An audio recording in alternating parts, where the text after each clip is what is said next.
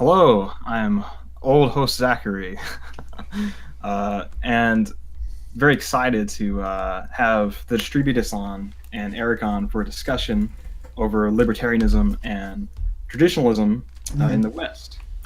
Uh, I guess to introduce myself real quick, I'm an old friend of Eric's. I guess current friend. I'm an old host with Eric, and I used to come on here a lot. We debated over libertarianism many times, still sometimes. And I wanted to set this up because both channels and both people are personalities that I love to listen to, and they offer a lot of meaningful insights into things I care about. So that's enough for me. So whichever one of you guys want to introduce yourselves next, that's fine. I'm host Eric, Coach Talking with Famous People. Go ahead. I said, I'm host Eric, host of Talking with Famous People. Is my volume okay on this mic? Yeah. I can hear you, certainly. Okay.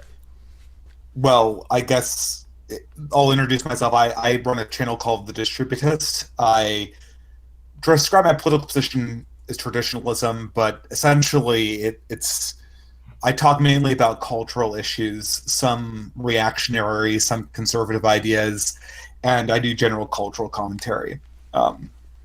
And I have been, I wouldn't say a huge critic of libertarianism, but I have sort of critiqued some of the core premise of how it's used in how we construct an understanding of the political system that we operate inside of.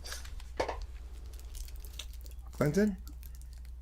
Yeah. I'm just here for my edification. I don't plan on contributing really to the debate. I'm just friends with Zach. We have mutual interests that don't directly pertain, do they, Zach, to the topic at hand? On some level, of course, knowledge is interrelated or something. But yeah, I'm just here. Is he an NTP, Zach? Yeah, yes. Yeah, okay. Yeah, what gave it away? The way you talk. Yeah, sorry about that. No sorries. Okay, so Zach, you had a question that you posed that I thought was interesting. I've been thinking about it. Are we going with that one as a starting point? Which question? What the West needs. Mm-hmm. Oh yeah, so yeah, that's kind of what I guess. I don't know. It's pretty obvious watching everything going on, especially like in universities and culture, and all the, the political realm is becoming increasingly balkanized, effectively, and. Mm-hmm. I guess what libertarianism proposes, effectively, correct me if I'm wrong, but it proposes that the solution towards all the cultural and social issues and political issues is effectively supporting a framework of liberty and property rights. And Mm-hmm. from those fundamental principles, then you can sort of deduce the general.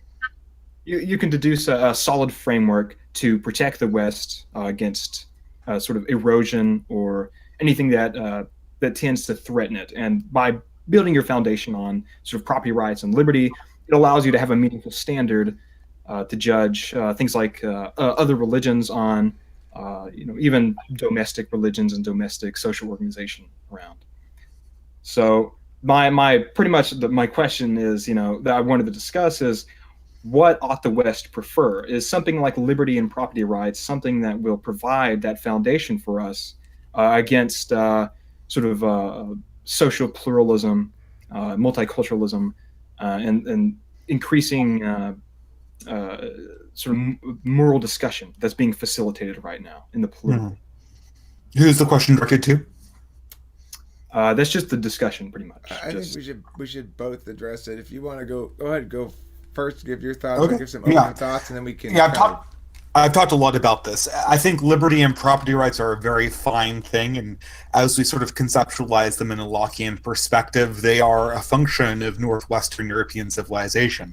The problem is that they're not the foundation, and it's presently becoming incredibly obvious that they're not the foundation. They're built on the foundation of high trust societies that prefer virtue ethics. It took the West itself hundreds of years to develop the kind of culture that could support a liberty-based system. But if you took these liberty-based and property rights ethics into environments that did not have these sophisticated cultural apparatuses that preferred this type of behavior and this type of reasoning, say, for instance, Middle Eastern societies, perhaps some sub-Saharan African societies, none of the concepts of liberty that we know right now would operate the way that we have come to expect them to operate. They would descend into warlordism, they would descend into civil war. And so what we've essentially done is we've mistaken a good, something that should be strived for in our own societies, as something that can be sort of universalized to a bunch of other cultures or to humanity in general, which, it can't, because it is not the foundational piece of our civilization. It's a subsequent improvement. Okay. So I think one of the problems we're going to sort of have is we'll probably skirt around a certain amount of direct disagreement because, first of all, I guess what I would say in response to what the West needs, before I try to do some sort of response to what you said, is my basic position is not one of a libertarian. I'm not a libertarian. I don't ascribe to that label. I do value liberty, or I value autonomy as a if we're going to identify a specific value that ought be upheld, autonomy is probably the only meaningful value that can be upheld. If it's meaningful to uphold values in that abstract metaphysical sense. The thing is, what I do believe the West needs, or the world needs, is a shift away from an ends-based framework to a means-based discursive framework that says what matters a lot more than the correctness of your conclusions is the correctness of the methodology by which you attained them. And that if you want to be taken seriously, you need to be able to engage discursively in a disinterested fashion that parses according to the mechanisms of discourse. So the thing is, I think typically people get caught up a lot in defending or advocating certain positions, or in advocating against certain positions. But I would advocate that the process of advocacy itself is the thing we need to attend to, not any particular conclusion that one might affirm or negate. That's my basic opening position statement. I have some responses that you said as well, but as in keeping with the order of operations, if Zach wants to pipe in, or if you want to go next, that would make sense. I think we can let you guys kind of discuss what each of you guys said there a little bit.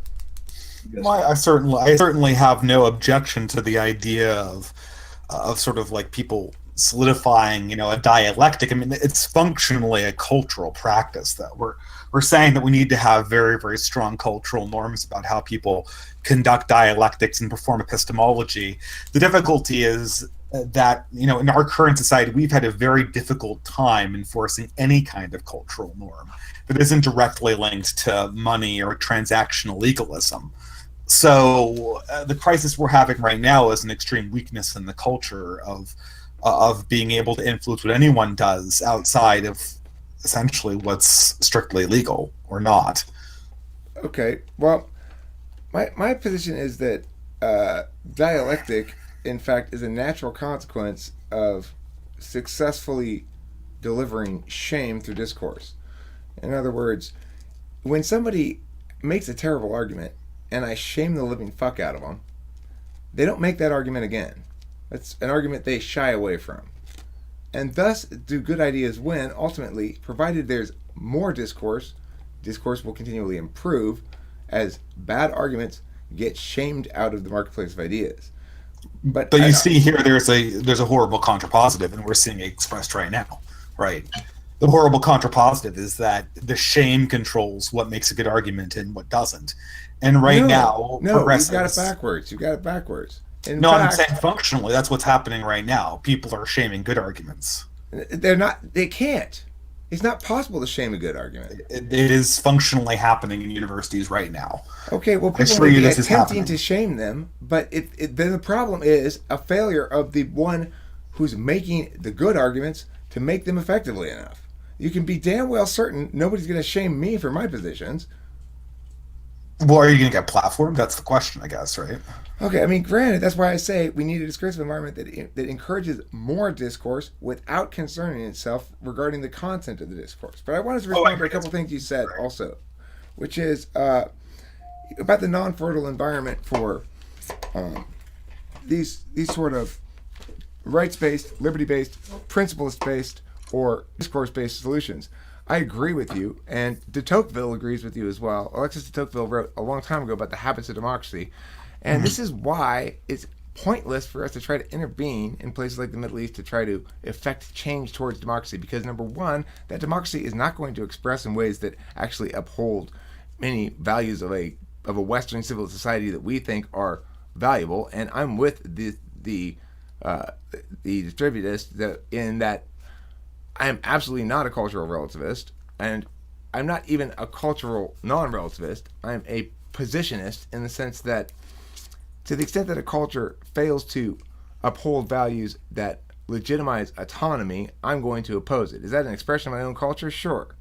But it's an expression of the element of my culture that says I'm not going to embrace wrongness for the sake of community. It's an expression of my culture that says I'm not going to accept constrictions upon everyone in the name of the good of everyone beyond a certain point without arguing against it, and pointing out that we need the room to express ontologically in a diverse set of ways. If you care about diversity, give each individual the ontological room to express with as little constriction as possible. But when you say we need this, who are you talking to? Like, because no one in the universities is listening to that, right? Well, I mean, I don't know. I don't spend a lot of time around universities, but I will say this, that you talk about what's the foundation. The foundation of the rights-based frameworks are born of a tradition of virtue ethics. And I agree with you. But what's the purpose of identifying that as the foundation of it? Why is that more meaningful than the application of it, the value criterion of applying a rights-based framework in the status quo? At least I think it gives it's a us a reference sociological point. fact. That's. I'm just pointing out a sociological fact. Okay, that's fine. I mean, I'm not going to dispute the fact. I think that's fine to say that. I just think that I don't know what the impact of it is. Well, I mean, the impact is you have to understand you cannot indefinitely explore, concepts of autonomy-based ethics to cultures that don't value autonomy. Oh, there no, are cultures that don't value autonomy. They functionally exist in the Middle East, and absolutely. they're currently growing in the academy right now. But look, So- here's the thing. You talk about universalizability as being trying to enforce cultural norms.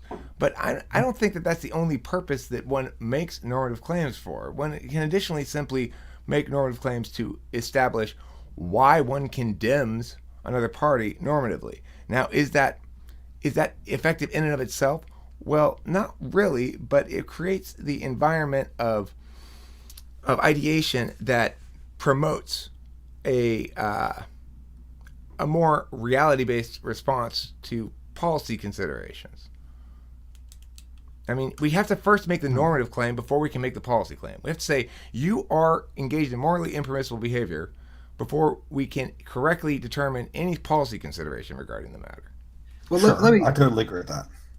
So I guess can you explain like virtue ethics to me, Distributist? Yeah, it is somewhat similar. I'm sorry, can I get everyone's name again? Zach, I'm is it- Eric. Eric. Okay, it's a little similar.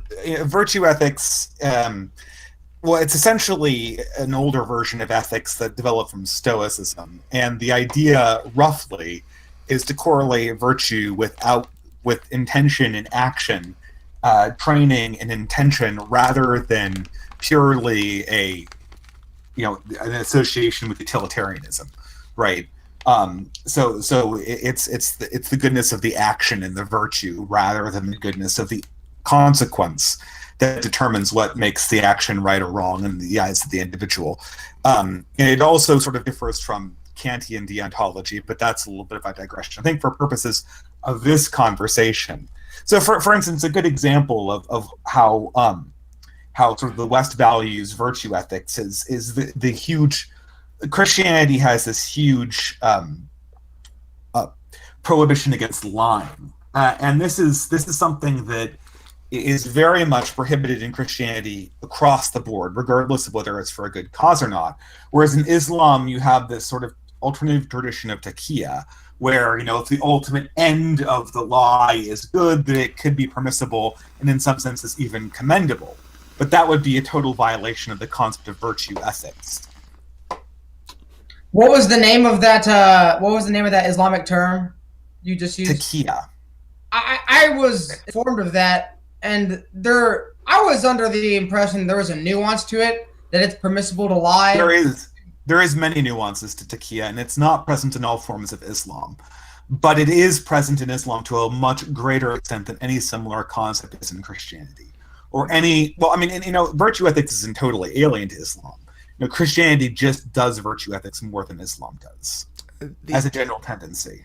I'd say the engine that virtue ethics shares with deontology and other universalist, principlist normative frameworks is that we can't determine normative statuses on predicted outcomes.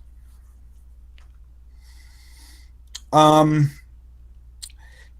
suppose if you properly define that, you're probably correct. Certainly the individual has a responsibility to predict as best he can. Well, sure, but what I'm saying is the determinant factor in the moral calculus, the difference between deontological or universalist normative frameworks and utilitarian or particularist normative frameworks, is specifically the need to predict in order to determine the status of a given proposed moral act. Because we can use normative frameworks to adjudicate shit that's already been done or shit that's being proposed. So, the thing is, the utilitarian one, it makes this weird leap of logic where it says, because we can determine whether outcomes are good or bad within a given framework, therefore we should gauge whether an action is good or bad based on the anticipated outcomes we're going to see. But there's no reason to make that leap of logic, and so it's one of the myriad reasons why utilitarianism fails. Yeah, there's problems with both systems. I come down on more of the virtue ethics side, but there's a lot of reasons why utilitarianism has a big failure, and it sort of goes to what you were saying, Eric. Right? I mean, the process has to be part of the ethical consideration to begin with, not just the outcome. Right. So, okay, that seems like a good initial pausing spot. Let me look at the live dashboard and see if we have any live dashboard chatters who want to say something. Sometimes I get those. Oh no, Eric's already pissy. Hey, come on. I stayed non-pissy for at least 5 minutes. Were you looking at that chat at? No, it's in the live I need to give him more dashboard. time. I'm tweeting on it. Might probably get more people in. Oh, fantastic. I don't know if it's always hard to get people on short notice into a live stream, but Is it the one on YouTube, Eric? Mm-hmm. Yeah, it's the main channel. Okay. Well, in a few minutes here, then, or whenever everyone's ready, I think I have something the next topic. I guess I'll go ahead and lay it out there, so maybe we can start thinking about it. But is there a difference between moral frameworks used for domestic policy and international policy? In other words, how much should something like virtue ethics or something like I guess deontology would Is that what you consider your moral views, Eric? I mean, I don't apply any specific. I'd like to think I'm meta rational, so I'm not attached to any given framework. But I typically would say that what I am attached to is the notion that utilitarianism as a justification for advocacies fails as an argument consistently. So I guess what I want to like get out there is, what does a foreign policy of a civilization that completely follows, something like autonomy, individual autonomy, the denial that sort of any aggression based on diffuse goods should be a thing. How does that play out in a civilization that uses that to inform their foreign policy and how they deal with uh, the other entities? You want to go first? Okay, I think foreign policy has to be considered as a very different thing than domestic actions of right and wrong. I think I don't know if you can really improve extensively on Aquinas' just war theory. You can propose that nations can develop policy where they're committed to non-aggression without a certain number of standards that you can apply. I think a lot of the problem, however, that's come up recently is us trying to superimpose the role of policemen onto the most powerful country there is, and this is just a number of difficulties with it.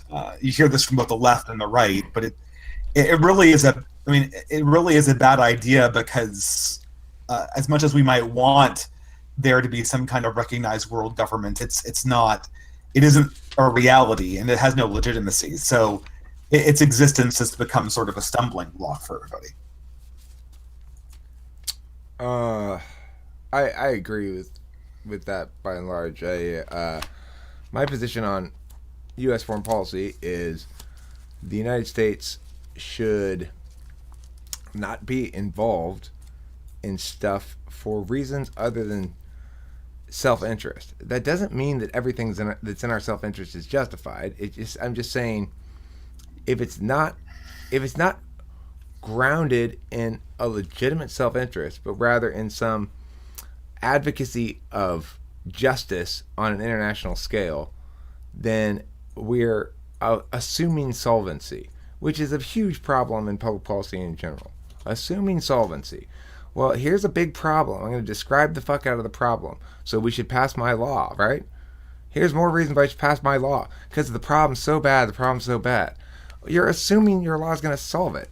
You're assuming your foreign policy is going to solve something. Well, we have to do something. No, we don't. We don't have to do anything. And by and large, generally, we shouldn't on an international, in the international arena. Mm-hmm.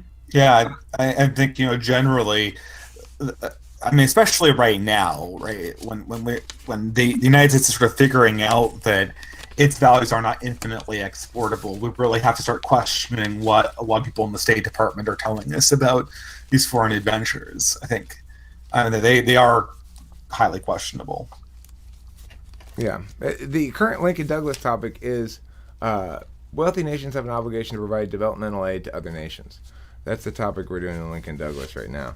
And the cases I'm running with Grace are on the neg. We're doing a truth testing case that says no matter under which frame you interpret the resolution of the claim, it's false. So you could interpret it as a normative claim, which it is. You could interpret it as a descriptive claim, try to avoid the normative issue entirely, which would be false, but you could do that. You could interpret it as prescriptive, which is a legitimate interpretation of it. You could interpret it as predictive, but it would have to be under the frame of prescriptive. And so as a consequence, we can go down all the possible types of claim it might be and falsify it under each of those frames and then negate in that fashion. On the affirmative side, we're trying to mush it out and say that nation's not an object of analysis. It's a rhetorical device that people use to elicit certain sorts of advocacies, agreements, persuasions, whatever, and that we ought to use it in defense of the common good. And this is so because of some basic realities that withstand any scrutiny without really telling you anything, which is stuff like everyone agrees that if you enjoy great abundance, you have some obligation to at least attend a little bit to those who are engaged, who are suffering from great deprivation. And additionally, that everyone agrees that there's no normative framework that says altruism is bad. And we interpret obligation in such a mushy way that basically if we ought to give them something, then we're obligated to do so, and you vote for us.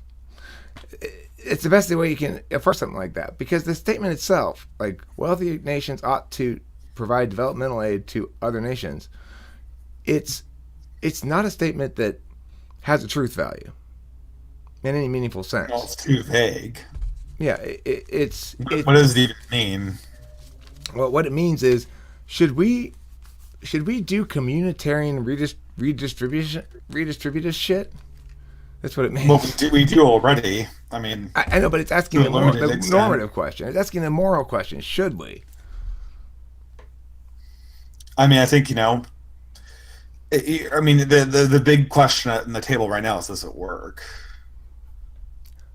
I mean, that's the classic TETI/universalist particularist / utilitarian deontological split right there. Does it matter if it works? If it doesn't work, then we shouldn't. Does it matter if it works? Well, the reason why I'm asking whether it works or not is because if it does work, then we have to ask ourselves a really complicated, abstract, metaphysical, question of ethics, right? But if it doesn't work, and even after we answer that question, we'll still have to answer, does it work? If we can determine that it doesn't work off the bat, we can save ourselves that entire effort. Well, I think asking that question is falling victim to the wrong framing here. Because the thing is, if we're asking does it work, then we're granting the ground that we can interpret we can define stuff well enough that we can determine that. We can count all the impacts. We're not going to miss any unintended impacts. We're going to count all the actual impacts. We're going to not attribute causal relationships where there are none. We're going to... Well, I know if you can't determine whether a policy works or not, why even debate it? Well, I mean, the question isn't why debate it. The question is why do it. And no. I mean, we're having a debate right now. If I can't determine whether a policy A works, I don't see why anyone should ever discuss it, I guess. No, well, I mean, what you're saying is if you don't see if you don't see any evidence that it works, we ought to negate it. No, I'm saying is it possible to determine whether this policy works? If it's not possible, to a reasonable confidence that we would prefer. It might be possible. No, then why would we ever even start a debate about it? Well, because my point is, if the answer is no, then the only meaningful thing to do is to debate it and negate it. Because there's an obligation that if we're going to take some sort of action, it's not enough that you not lose the round. It's not enough that you not lose the debate. You have to affirm something meaningful. You have to affirm something that there has to be a problem. It has to be a barrier to solution in the status quo. You've got to provide solvency to that problem. The solvency you provide has to have some significance to it. There has to be harms to the problem in the status quo. All these things are preset shit you got to establish before you can even access the consideration of maybe we should affirm your idea. So the point is, if you're not doing that, it's a good reason to negate. So your case is that we can't discern whether it works, therefore we just vote negative, essentially. Yeah, I want to jump in just to supplement that, since it's kind of shifted. Yeah, it seems like that's kind of like what the discussion's going toward is, it seems that if you preclude any type of policy decision or any wielding a sort of bureaucratic apparatus to enact any sort of change, it, under like a sort of, for lack of a more definitive term for Eric, libertarian framework, that it's never justified, no matter what it is, even if... That's not my claim. This creates a huge problem. That's not my claim. Pure negation. Not my claim. Okay. Okay, well, let's discuss this then. Under what circumstance should the state make decisions for the people? It's easier to answer the question under what conditions ought the state make do what it does. And to me, when you've got laws that are transgressive, it proves a sloppy unwillingness to take the time to ideate out properly and use enough imagination to come up with ways to attain the same outcome without transgression. Because if you're attaining outcomes without transgression, or without additional transgression, I mean, I'm not a market fetishist who says there shouldn't ever be any taxes, and I understand reality is as it is, and that's not a meaningful advocacy anyway. What are you saying? Let's destroy everything that exists right now in the status quo as apparatus of society and replace it with everyone. You've got your rights, and we'll defend those. And anything past that, I know they exploited the living fuck out of you, but hey, you signed the paper. No, I understand that there's not, you can't apply universally a single approach and expect any kind of good outcome from it. You've got to understand the world as a complex set of realities. I don't like it when courts factor in competing interests. I don't want them to consider competing interests. I want them to consider the constrictions of the Constitution upon government, upon the federal government in particular. But the courts have come up with this expression, competing interests, to justify their own refusing to obey what the Constitution says, right? But the thing is, I do acknowledge at the same time that when we're talking about public policy, there are competing interests, and that it may be on some technical liberty-based framework the righteous thing to do to tear down all these bureaucracies that just steal money from people and redistribute it or whatever. But the reality is they're embedded in the system now. Shit grows up on top of them. It's like if you put a big piece of trash out in the middle of the wilderness, plants will grow on it.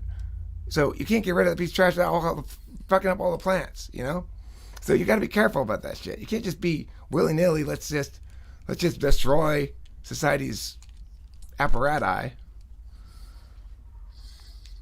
But could you give me an example of like a positive statement that could be admitted under the standard we're considering? I guess it might help me out a little bit.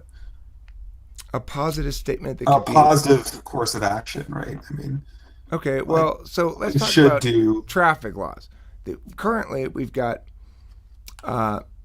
speed limits that get cops pull you over and you get a ticket and shit like that. And in that sense, you've not done any harm. You've broken a rule, but you're getting harmed and potentially subject to violence. And to me, that seems like sloppy legislation. Is there there are lots of other ways. The traffic laws. There are lots of other ways to manage that they're much less transgressive, and we're allowing our legislators to get away with not caring about transgression. What I'd like to see happen is for all legislation to be discussed foremost through the frame of transgression. Hey guys, we're writing some laws here that are pretty transgressive. We need to make sure we really need it because we all care about not trying our best not to transgress on people. Like have that makes the definition of transgressing very valuable, right? I mean, the laws would hinge on what the systems what the courts defined as transgressive, or what the definition of transgressive was, presumably, right? Well, sure. Anytime you're talking about symbolic representations of the fluid reality of moral agency, you're going to be subject to parsing creep, where the law says this, but the courts have parsed away all the meaning from it to the last little drip, right? So it's always going to be subject to that inherently because language is static and reality is fluid, and people are smarter than the words that they use. It's unavoidable. Mm-hmm. So, I mean, I guess, so what do you mean by transgressive, if you don't mind me asking? I mean, it violates the moral and ethical obligation to not interfere with others in the pursuit, or what is it, the exercising of their own rights. So the NAP essentially. Yeah, more or less. I mean, Okay. the other thing is I like the Kantian moral imperative because I encountered a circumstance where I couldn't explain why what I had done was wrong through any mechanism except the raw Kantian moral imperative, and it's basically I did something that it couldn't be considered wrong in any other capacity because of the circumstance. It's I don't really want to explain it because it's complicated, not because it's anything private. It's about having her judge at a debate tournament. Anyway, I kind of Mhm. I didn't trick her into it, but I didn't give her a heads up about some shit. And I knew she would have wanted a heads up, but I knew I didn't want to give her a heads up because if I give her a heads up, she'd freak out a little bit now. I just figured, fuck it, I'll just wait for her to freak out once on the day rather than freak out now, me calm her down, then she'd freak out again on Saturday. Why bother? She's not. There's nothing I can do to prep her really. She just needs to go in there and jump in the water and learn how to swim like everybody else. But the thing is, what I didn't do was I didn't tell her. I knew she would have wanted to know, and I chose not to tell her. And the only reason that was wrong, I used her as a means to an end, rather than treating her as an end in herself. Okay, so you mean the Kantian notion, or well, in some sense, the Christian notion of human beings being an end to themselves, and not the categorical imperative, or Well, okay, yeah. I mean, okay. The moral imperative, the Kantian moral imperative is that, which is ultimately you need to not utilize other agents as objects. hmm.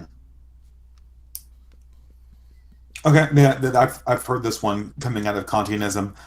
I always think of the imperative being the categorical imperative of universalizability, but no, that's fine. That's cool. Um, I mean, the difficulty of, I mean, in some sense, the difficulty is, if we erected standards like this, would we sort of be cutting off societal flexibility, right? Like, what happens if we got invaded and we needed to raise a conscription army to fight an invader or something like that? I mean, these are sort of the things that come up, right? And it's also sort of apparent from a historical point of view that human societies didn't, they didn't raise up with this very developed and rarefied notion of non-aggression principles.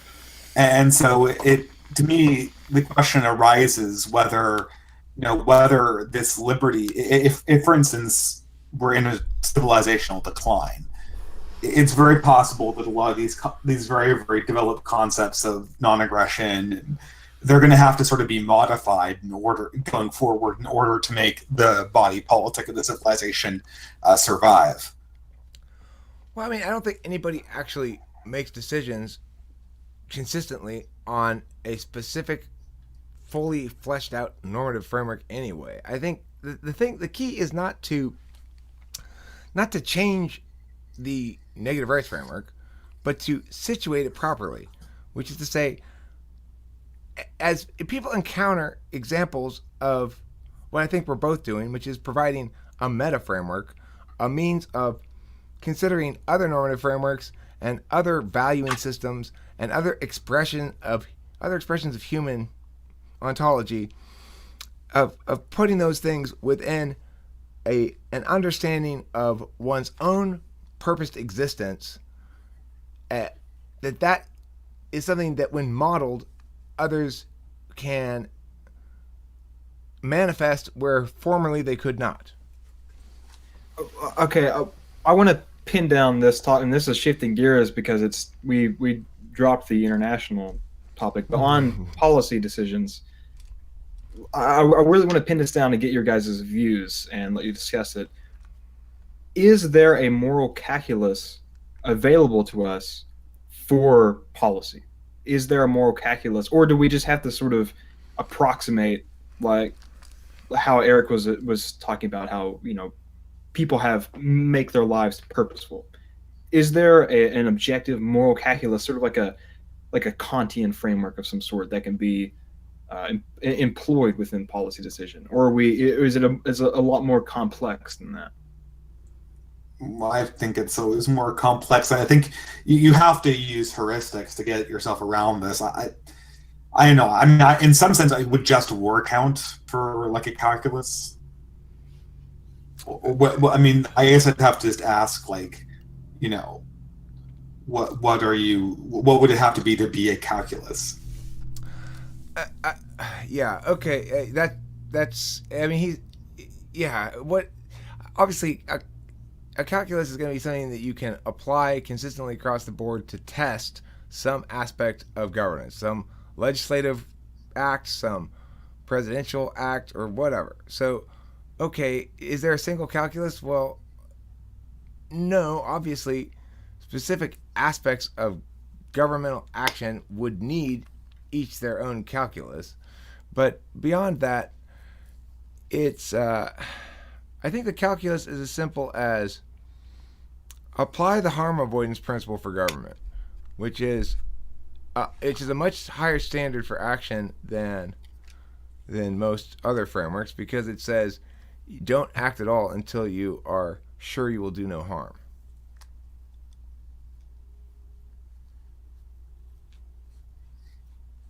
You don't act at all. Well, then it means you never act, right? Well, I mean, it's a principle or it's a standard like they use in court. For example, like probable cause. It's a set of factors one ought consider, including weightings, but it's not definitive, or it doesn't provide any binary. You can't calculate it out mechanically. Yeah, but therein lies the difficulty, right? Mm. Well, Because everyone will say that they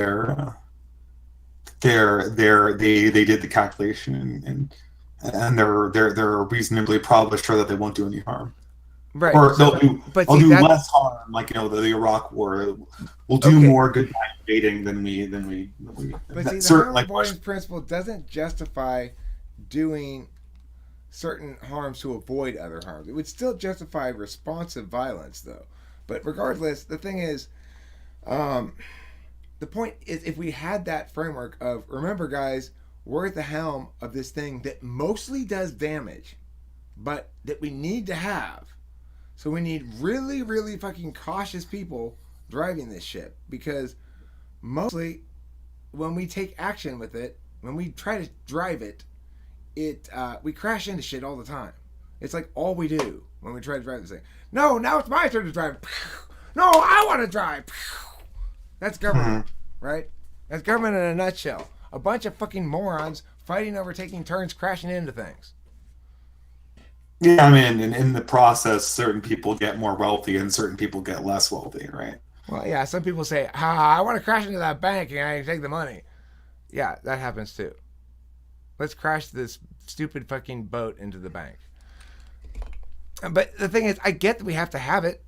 I don't want to be subject to armed robbery without having the police around.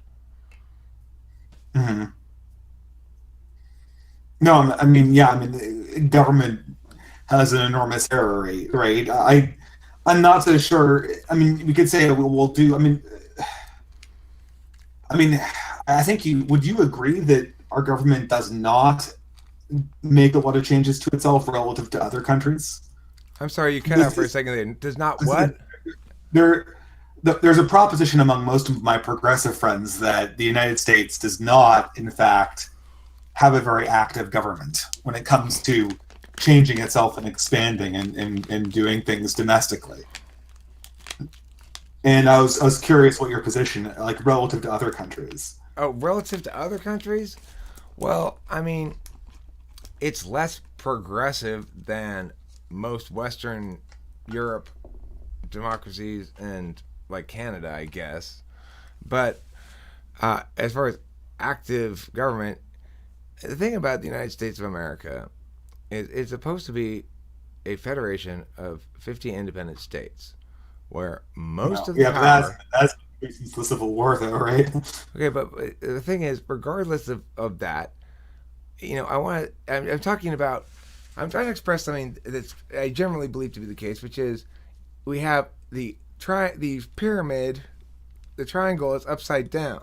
We should have the most control, most taxation at the most local level, the least control, least taxation at the most centralized level. And instead, we've got it the other way around. Who takes most of the taxes? The federal government, for some reason, even though very few of their laws apply to anything people do in their daily lives. It's weird. Why? You're not going to hear any disagreement here. I mean, the reason why this happens is because there's a natural tendency for wealth to be concentrated upwards and to concentrate in essential institutions of higher power over time. And we're seeing that effect preceding our own government, even though to a large degree our constitution is designed to retard this process.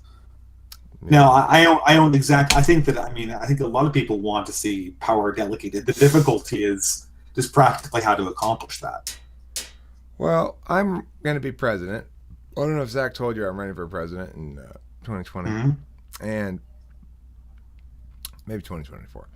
Anyway, when I'm president, what I'm going to do is I'm going to lecture / scold the American people about, but via their legislators. So, for example, somebody's going to get up on the congressional floor and they're going to say some complete fucking nonsense. And what I'm going to do is have President Eric's nightly shame party, where I take that person, I play the clip of them saying that, and I explain why it does not work argumentationally, and how if we were to apply that logic across the board, the following ridiculous things would be justified, and how that individual who purports to be wise and knowledgeable enough to represent the people of the United States of America has the gall to advocate without even being able to argumentationally defend his position. He ought to be ashamed of himself. Go home and cry in your bedroom, sir. Look in the mirror and say, shame on myself. Point and wag your finger at yourself. Tell your wife to shit on your face, sir, because you do not deserve to be in the legislature of the United States of America. Yeah, but most people don't understand arguments. I have a YouTube video on this called, well, I guess it got taken down by YouTube, but because it used Shakespeare.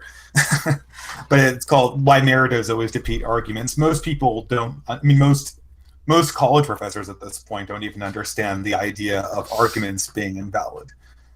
They only understand the idea of arguments being privileged, right? So, yeah. So the concept that, you could shame a senator,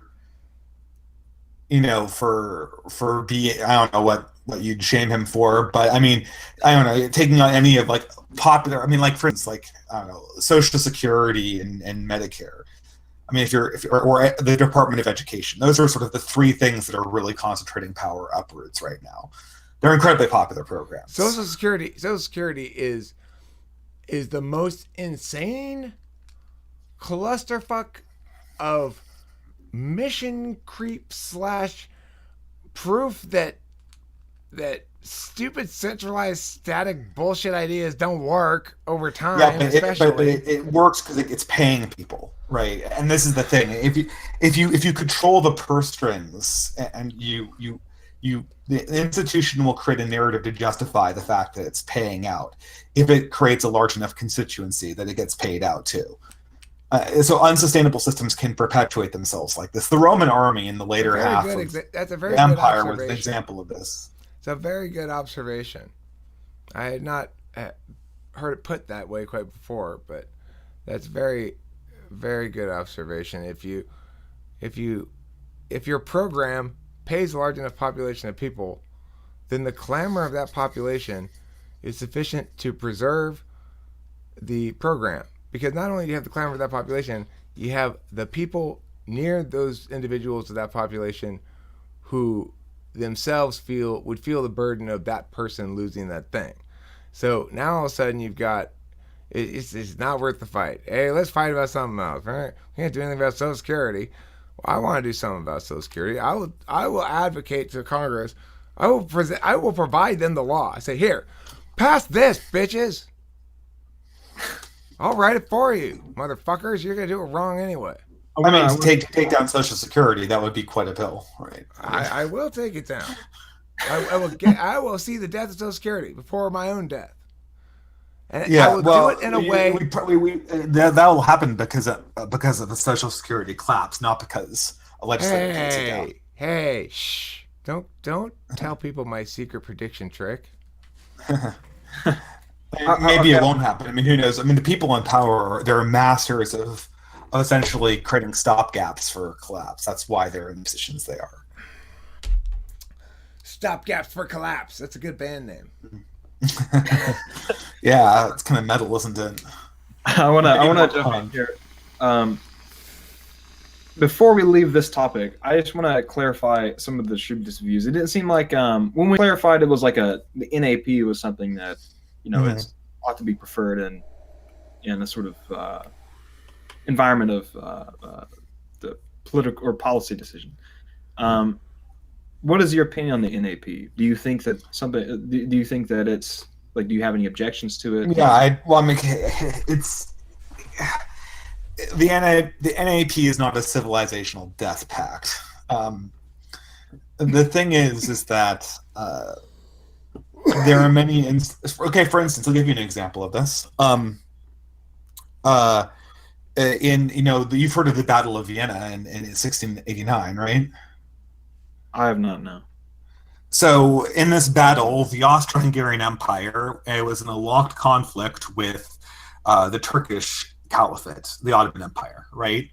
And they had conquered almost all of Eastern Europe and were planning to essentially conquer the rest of Western Europe, and had put Vienna under siege, which was the largest city in Europe at that time before you got to Paris or Rome.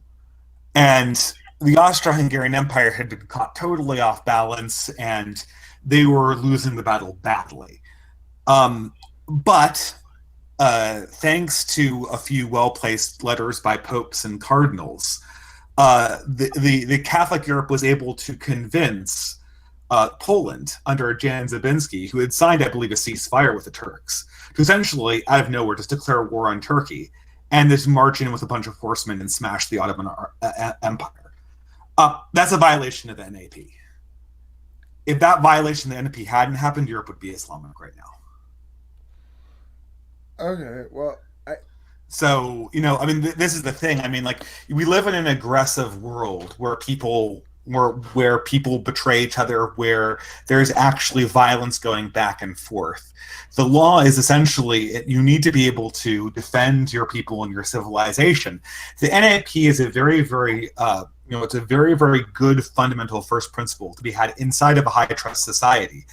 But it cannot be used as a bludgeon against the need to preserve the civilization in its entirety. I agree about the non-aggression principle in general. It's important to remember that we only use stuff like that when making arguments. It doesn't actually. I mean, we those are one time. It's a lot easier to commit murder than it is to justify it. Mm-hmm. So the real issue is ought this be a powerful rhetorical device in explaining why we ought not take actions, or why we ought take actions, or why actions are permissible or not permissible, or something like that? Yeah, it ought to be a powerful rhetorical device in deciding those kind of issues. But to try to force it into being some sort of rigid decision-making machine for us is really that at the root core bottom line, we are each individual moral agents. And though we often do act in concert, and though we speak of those groups as being the agents themselves, it is never anybody but an individual who actually takes action. But this is the thing, though. I mean, you cannot explain that intervention by Jan Zelensky by appealing simply to individuals. The only way his actions make moral sense is if you recognize that Europe was a civilization, and that civilization needed to be defended. Okay, I thought I spiked that out. I thought I spiked that out when I said it's true that we do act in concert, and it's true that we talk of groups as agents. it's true that things like nations and cultures form powerful rhetorical devices that effectively persuade others and that effectively frame our decision making. So, does it matter? Does it matter more than the physical realities of the moment, of personal interest, and fuck it, we just need this shit, so let's kill them? Sometimes no, it doesn't, and sometimes it does, and whatever. But the point is, the way we talk about shit and the kind of arguments we make, the kind of arguments they're seen as winning arguments or losing arguments, and the reasons why they're seen as winning arguments and losing arguments, that comprises both culture. So, unlike other cultures that have a universalist critique that they apply equally to everything according to their own a standard that they themselves only sometimes meet, they critique themselves. I have this video about China and Taiwan in which I'm arguing with a kid from China who's like 16 years old, and she's arguing the position that of course China should have Taiwan and Taiwan's China's, and I'm arguing with her that no, China should not take over Taiwan, and that's a bad thing to do, right? So, on that video, people comment, Chinese people comment all the time, and they always make the same argument. Well, the same set of arguments, the set of them that they make. Well, the U.S. does this, and I say, I'm not defending U.S. action, I'm critiquing Chinese action. And they don't seem to get the idea that you can separate critique from interest. In other words, you can critique yourself. So I mean, we should clarify whether we're talking about in an ideal world. In an ideal world, China would recognize Taiwanese independence. In an ideal world, based on idealized notions of how foreign policy works. In the real world, what keeps China from invading Taiwan is the naval divisions we have stationed there, and that's it. Yeah. The thing is, though, the normative question comes before the policy question, and it seems to me. What do you say when you say it comes before? What do you mean by that? Before, in what sense? Well, in order to make a correct policy decision, we ought to have a clear set of justifications regarding a clear positional affirmation regarding the normative question. In other words, what should we do right now regarding China and Taiwan? We don't know the answer to what we should do until we answer the question, well, is it good or bad for China to invade Taiwan? Is it good or bad ethically? Is it good or bad from a prescriptive or self-interest standpoint to our self-interest? What if China offers us a shit ton of rare earth metals or whatever that shit is that they have a lot of? What if they offer us like shit tons of it and say, now can you just let us have Taiwan? Just turn the other way. Is that then something we ought to do because it's in our self-interest, or ought we concern ourselves with other considerations? Or is it always the case that if we ought concern ourselves with other considerations, then that's defining our self-interest, and so it's meaningless to distinguish between the two? The question is, well, I guess now I'm a little bit confused. Is the question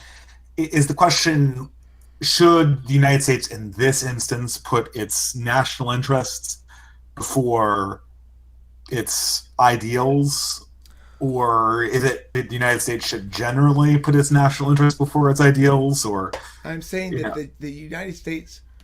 Is there ever an instance where you'd put your national interests before your ideals? What I'm saying is the United States should know what its ideals are before it decides what its action is. And it should know what the extent to which its prescriptive interests are distinct from its normative interests. Well, I think here you have a great example. I think most people in the United States, if you polled them, would say that they did not think that China should invade Taiwan. But that's not what creates the controversy, at least as far as we're concerned. What creates the controversy, at least as far as we're concerned, is China wants Taiwan back, and it's willing to sacrifice a lot more than we are, which makes it so that our continued defense of Taiwan may, in the very near future, cost the United States an enormous amount of blood and treasure in order to maintain that principle. The question before the United States, as so far as this particular question is concerned, is exactly how much do the principles that the United States seems to generally uphold carry over to a situation where we may end up in a war that could kill many, many thousands of Americans? Well, I would also point out that the both normative and prescriptive interests of the United States shift substantially in circumstances when you're talking about defending an ally versus intervening someplace where shit's gone amok. So I think here we're talking about defending an ally. Do we agree on that? I do agree. Okay. So the normative question, both popularly as it exists now and as it existed in our previous policies, pretty much decided, right? I mean, I think most people would agree that the end of Taiwan remaining independent from China is normatively desirable. Sure, but I don't think that's really the controversy involved. No, I agree with you. I'm not saying that's the controversy. I'm saying that one of the problems is people don't explicitly make the distinction between what our normative interests are, nor do they additionally, which they need to do, understand why they are that way, but they don't make the distinction between what our normative interests are and what our prescriptive interests are explicitly enough to weigh the two against each other. Okay, I guess. I mean, our normative interest in this case seemed clear to me. I guess I never knew that there was a controversy on this side. It doesn't. It's not a relevant question because there's a controversy. It's a relevant question because what do you do with the normative interests? How do you weigh? Well, but I don't know in this case. If China lights up a nuke over the naval fleet and then flies like 10,000 men and entrenches half of Taiwan, does that mean that the United States tries to land a tank division on the other side of the island and start a huge war? What will I do as president if that happens? Well, I mean, this is the actual policy question, the normative question. That's the question you have to answer as a policymaker.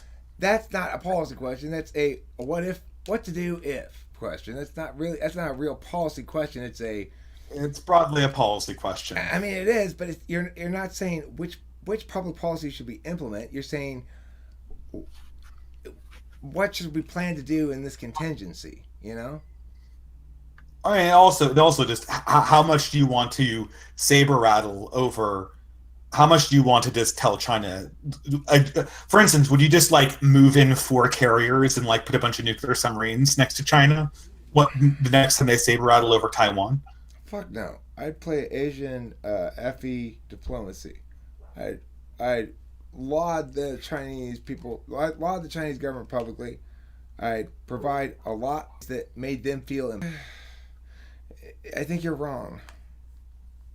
But regardless, to the extent that didn't work, I'd apply volitional force as under the covers as possible so that nobody got embarrassed. And I would do saber rattling as a very last resort before actually doing something.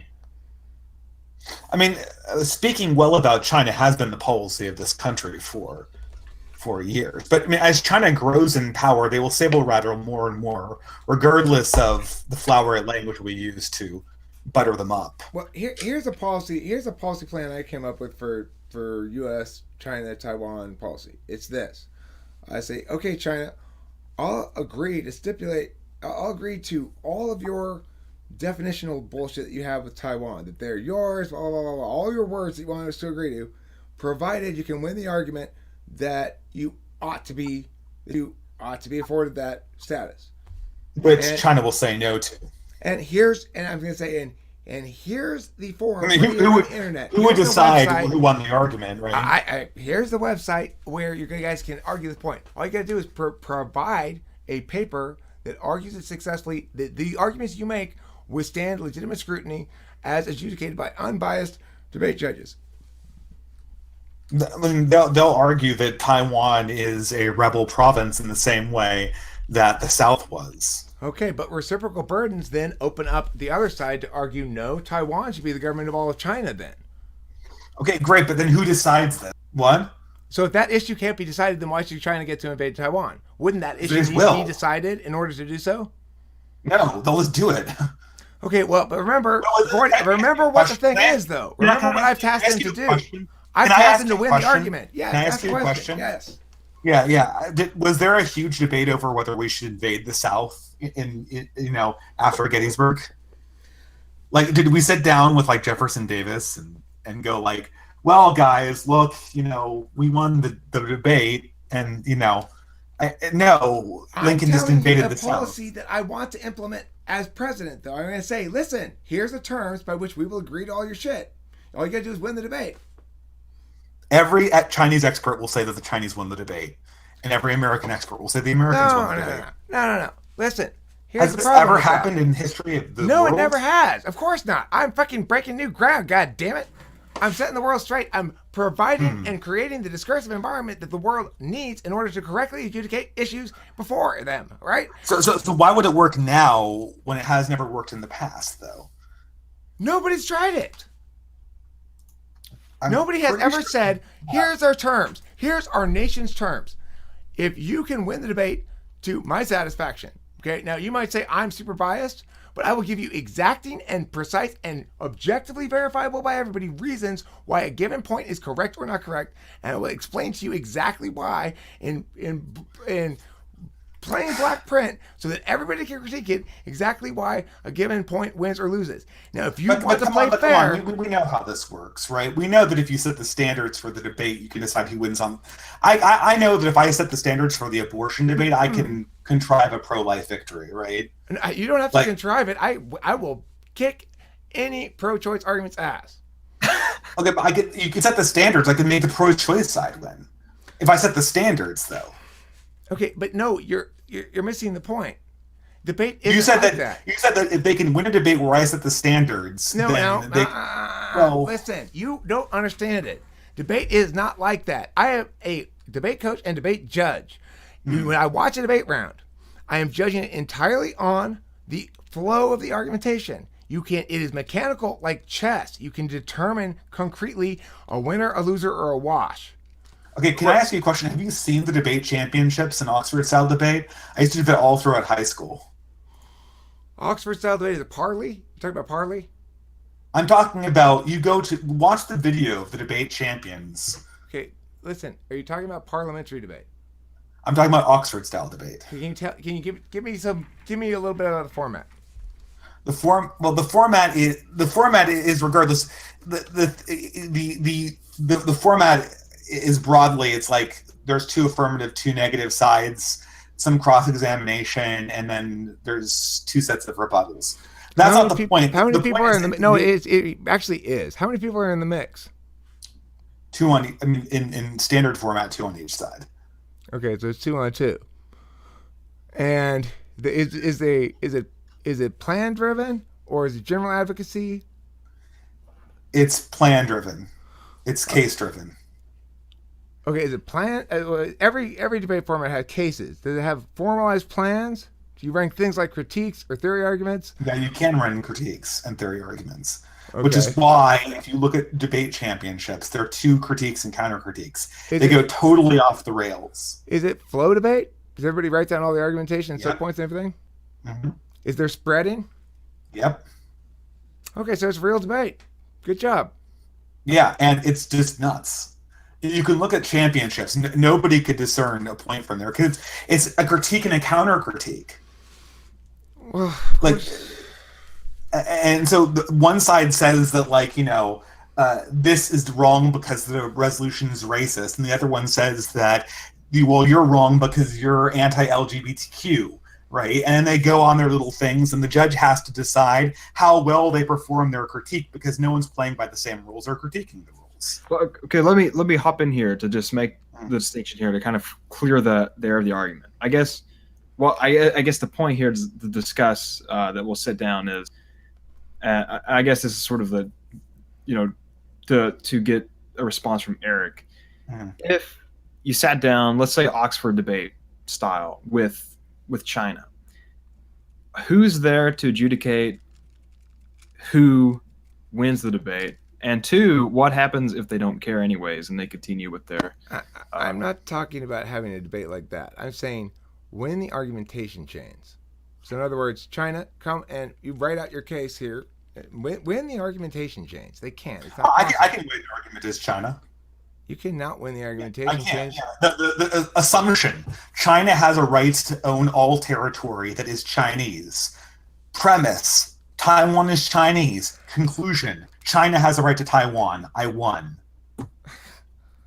Okay, so I reject all ideas of national sovereignty. First of all, has never recognized sovereignty. Hold on, though. First of all, you just said you won without your argument withstanding scrutiny yet. So right off the bat, we know that you're into making false claims. I win because I set the premises. I set the standards. I don't recognize. If I'm China, I don't recognize sovereignty as a value.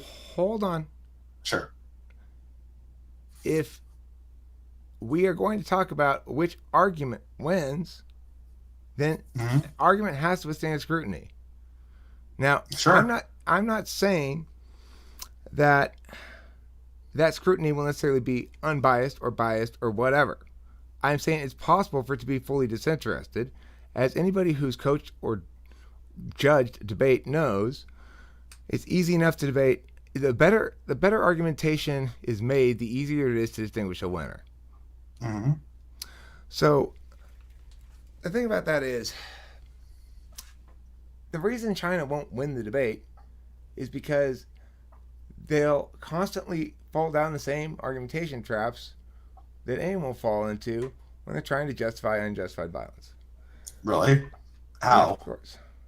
If you set the premises? If I set the premises that sovereignty is bullshit, hey, listen, Chinese unity is the I've primary got a question value. for you. What premises have I been setting here? You keep saying I'm setting the premises. Autonomy and sovereignty. I didn't. You are incorrect. You haven't heard me make any of those arguments. Okay, so what are your premises then? I'm saying, first, if you set the premises, you'll win.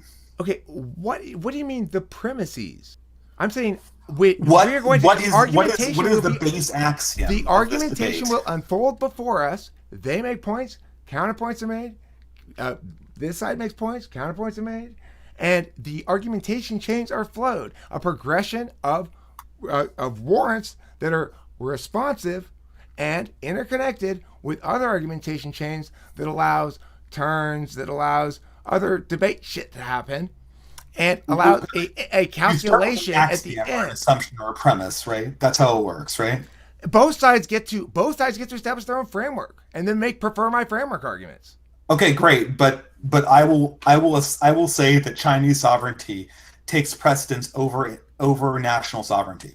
Okay, and the problem you'll face every time is not based on what their arguments are, but rather the fact that they fail the reciprocal burdens test.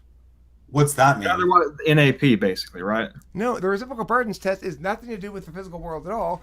It's a reality of human communication, which is to say, if I say, we ought to do this because of this attribute, and then I say, okay, well, is that the reason we ought to do this? In other words, is this reason you provide necessary, sufficient, or both to justify the course of action you're advocating? It is sufficient to justify the course of action they're proposing, yes. Okay.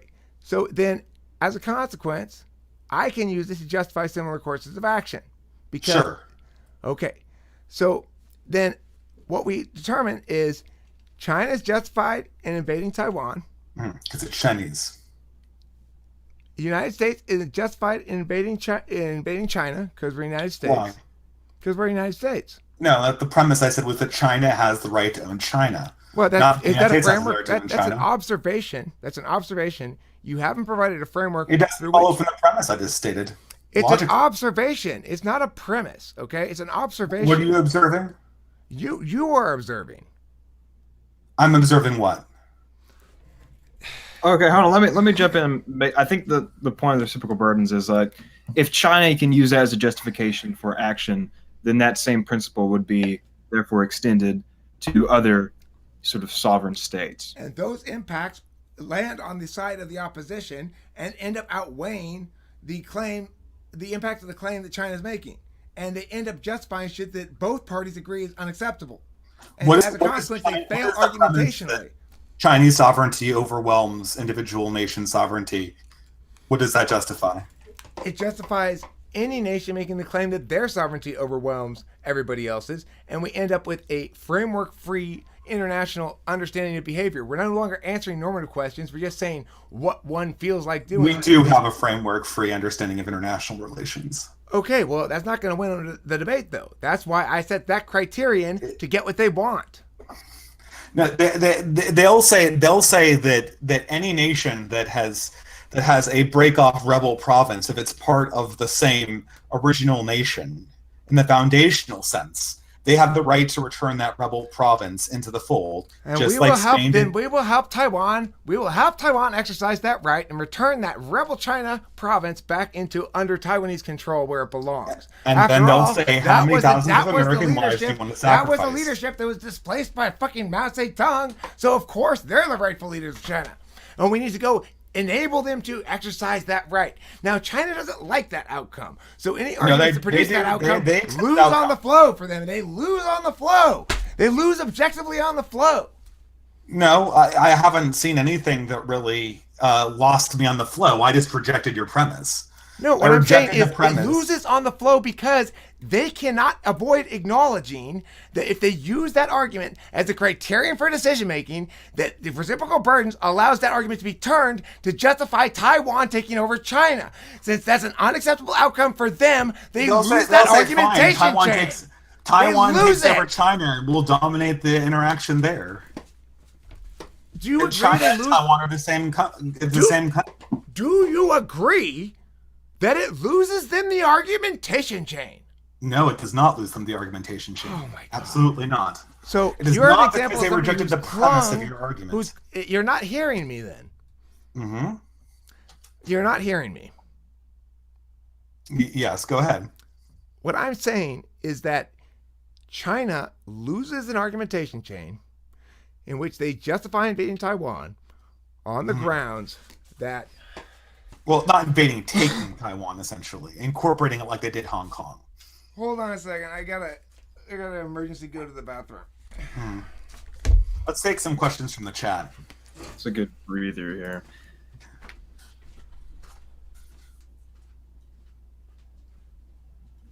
Let's see.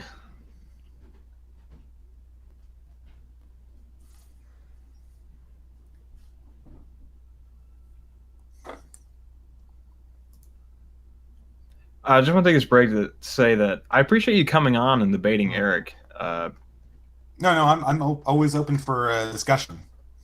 Yeah, I really like your channel. I've been watching it for probably about like a year now, and it's really good content. Like especially the later the content that's been published recently about sort of shaming this sort of bad atheist arguments.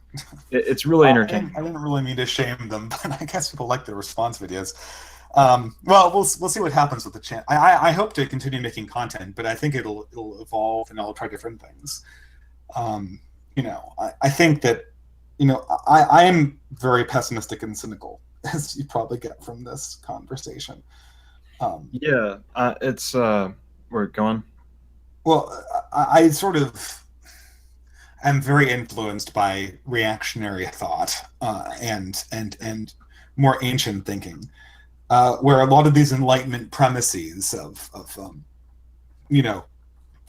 these totally rationalizable interactions are kind of critiqued. And I consider the critique to be quite compelling. Yeah, that's actually your sort of reactionary inclinations is actually one of the things I like the most about your channel. Especially like the talk with Mark Citadel, I believe his name is. Oh yeah, he's a very brilliant thinker. Yeah, I mean he was. It's kind of funny because when you see people like that, you think you're thinking along the same lines, and then you encounter somebody they didn't change your mind, but they're like a little bit like ahead of you in the thought process, right? Mm-hmm. And Mark Citadel was very much that person for me.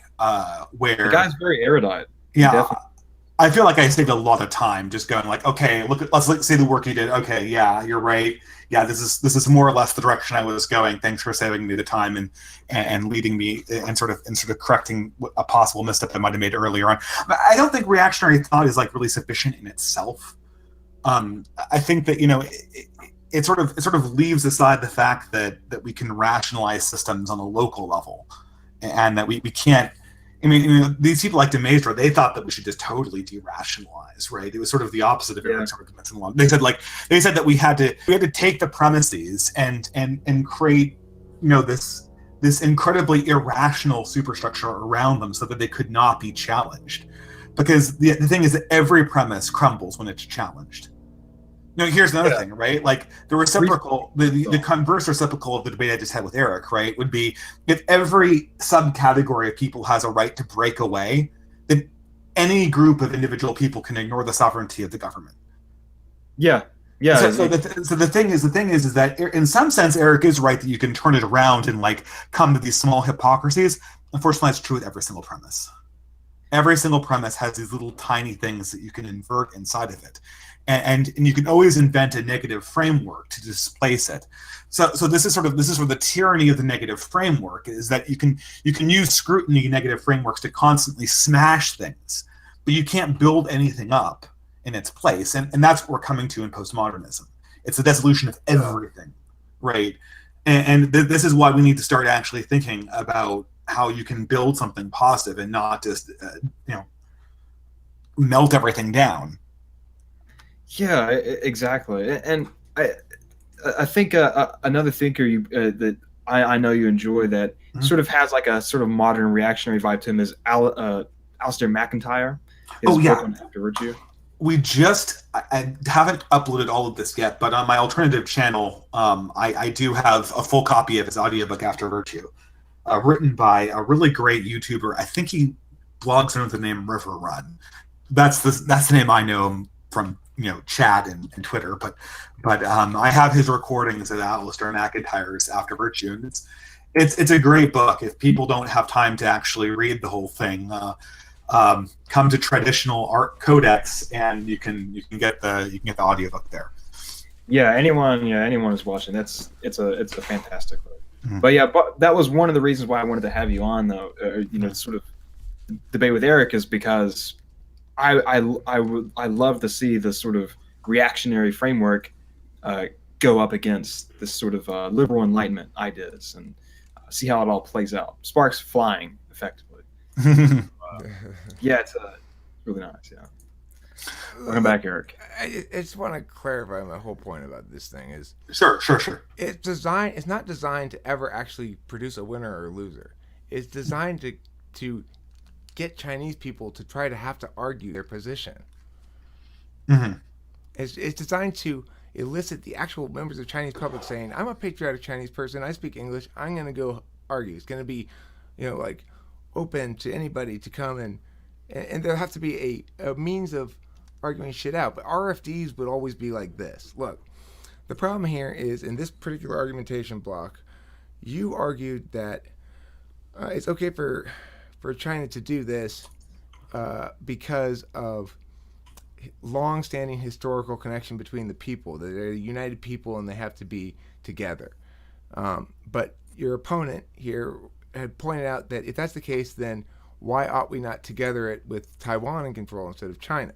To which the opponent argued that, well, China's a bigger economy, therefore that should be the deciding factor. But their opponent pointed out that they provided no warrant for why a bigger economy should be able to impose its will like that on a smaller economy, and they didn't respond to the application of the reciprocal burdens test, where we ask equivalent questions. If it was okay for South Korea to invade North Korea, they would say no. They didn't respond to that, so that point won that argumentation chain. So, the side of decency and right won that chain. And it won it for a specific reason, not because it's correct, but because they run out of arguments when you respond to things right, because they're trying to do bullshit. Well, you'll have these problems arise in every argumentation. For instance, if you argued that breakoffs create, this inviolable concept of personal sovereignty, they'll say that any attempt at a Muslim group of breaking off the United States should be supported. And if the United States says no to that, then you've broken the argument chain, and they win, right? Or they'll say that the Civil War justifies the argument chain retroactively because we already broke this principle. But here's the problem. They would need to, first of all, establishing that the United States was guilty of the wrongdoing that we are now are advocating against is not a justification for the wrongdoing we're advocating against. So you're saying that even if it were, they'd have to have made arguments establishing that equivalency. They failed to do so, so we can't give them that impact. I just made the argument. That's the thing. Remember, debate arguments are judged on the flow. In other words, you made the argument. And these can immediately break off. I'm not so sure you don't encounter a very, very similar difficulty. Okay, well, look. We're no longer adjudicating the issue of whether or not Taiwan should be separating from China. It's already separated, so it's irrelevant. Well, no, but as China, I would deny that premise. Okay, I know you would. I would deny. Do you know who else denies that that premise? Who? The United States foreign policy, which has always declared there's always been one China. Okay, no, well, so China will stand up. Number one, say things. The United States has always declared that Taiwan has never been separated from China, and you just contradicted yourself. We win the argument chain. Wait, hold on. Again, you did the same thing again. You haven't heard my response yet, so you can't make false claims that you've won. First of all, I don't believe this. I'm demonstrating how the premises will be turned. The argument will. No, it doesn't work like that. That's what I'm saying, right? Because what I keep pointing out is we get to the end of these chains, you stop responding and say, "See, that's how it's going to go." But the reason it ends where it ends is because bad arguments lose. The premise will control whether the bad argument wins or loses. Not yeah, true. I can prove anything if you let me set the premises. You keep talking about premises. I can prove that you anything. don't understand. No, stop. Listen.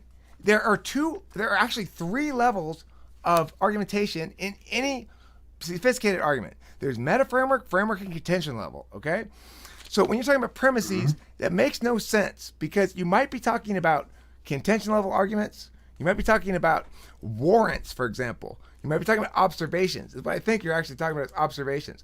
And observation is a part of a framework. It says, I'm asserting that we should agree the following things are true. Okay? Now, note that whether or not, if I agree, I agree with that observation, then it is true for the purposes of the round. Note that we're not seeing what any of the content here is.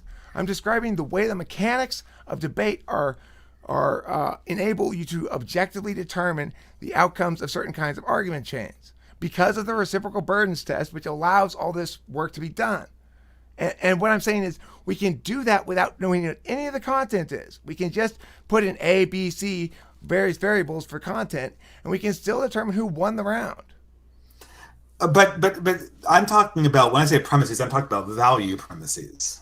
Okay, well, that's part of framework. So that's part of framework. But that's a separate argument chain. The Chinese government, the Chinese communist form of government, is a superior form of government for human good. That's a separate argument. All culturally declared portions of China have the right to be controlled by the most efficient Chinese government and by no foreign power. And China has to be unified. Those three premises, if you've heard them, those three ones, just announced there, 1, 2, 3. They're claims. Those are hear them. They're claims. Those are premises that almost all Chinese people hold to be true. They're claims. The claim that the Chinese government is so now we have to debate whether the Chinese communist government is actually a good government. So you're saying you're saying you do not want to grant these premises, you want to premises, which is to say I want them to not be premises, but instead be claims that we make, which have to be justified with warrants and made significant via impacts. On some level, there's three levels of argumentation: meta framework, and contention level. So what that means is, yes, the issue of there is a framework argument block to be done. You say, yeah, but they're going to make framework arguments. Well, I know, and we're going to make framework arguments too. and we're going to adjudicate out the framework arguments, the definitional stuff, the ground stuff. We're going to agree on certain points, and we're going to work from there as argumentation does. And you're like, yeah, but there's a meta framework too. We'll make meta framework arguments as well. Will the conclusion of this debate require that Chinese people acknowledge that their government is inferior to the democratic government forms that the West prefers? Oh, no. So you'll grant that premise? I'm not granting any premises. Will that premise stand or fall in this debate? What's at issue here is you're forgetting the initial setup I have here, right? I'm saying win the argumentation chains, and you can have Taiwan, China. We'll get out of your way. You're convinced. I'm offering something. I'm not threatening anything. The argument chains are. I've never seen. Okay, here's the thing. Do you do math? Like we can take axioms and prove contradictory things, right? If you start with contradictory premises, any conclusion is valid but unsound, or is possible to prove, right? So you can develop proofs that will show, or axioms that show that two parallel lines meet, right? And those are very useful axioms in some sense, right? The thing is that with the three premises I listed, I would feel very confident that I could win any argument chain if you granted them.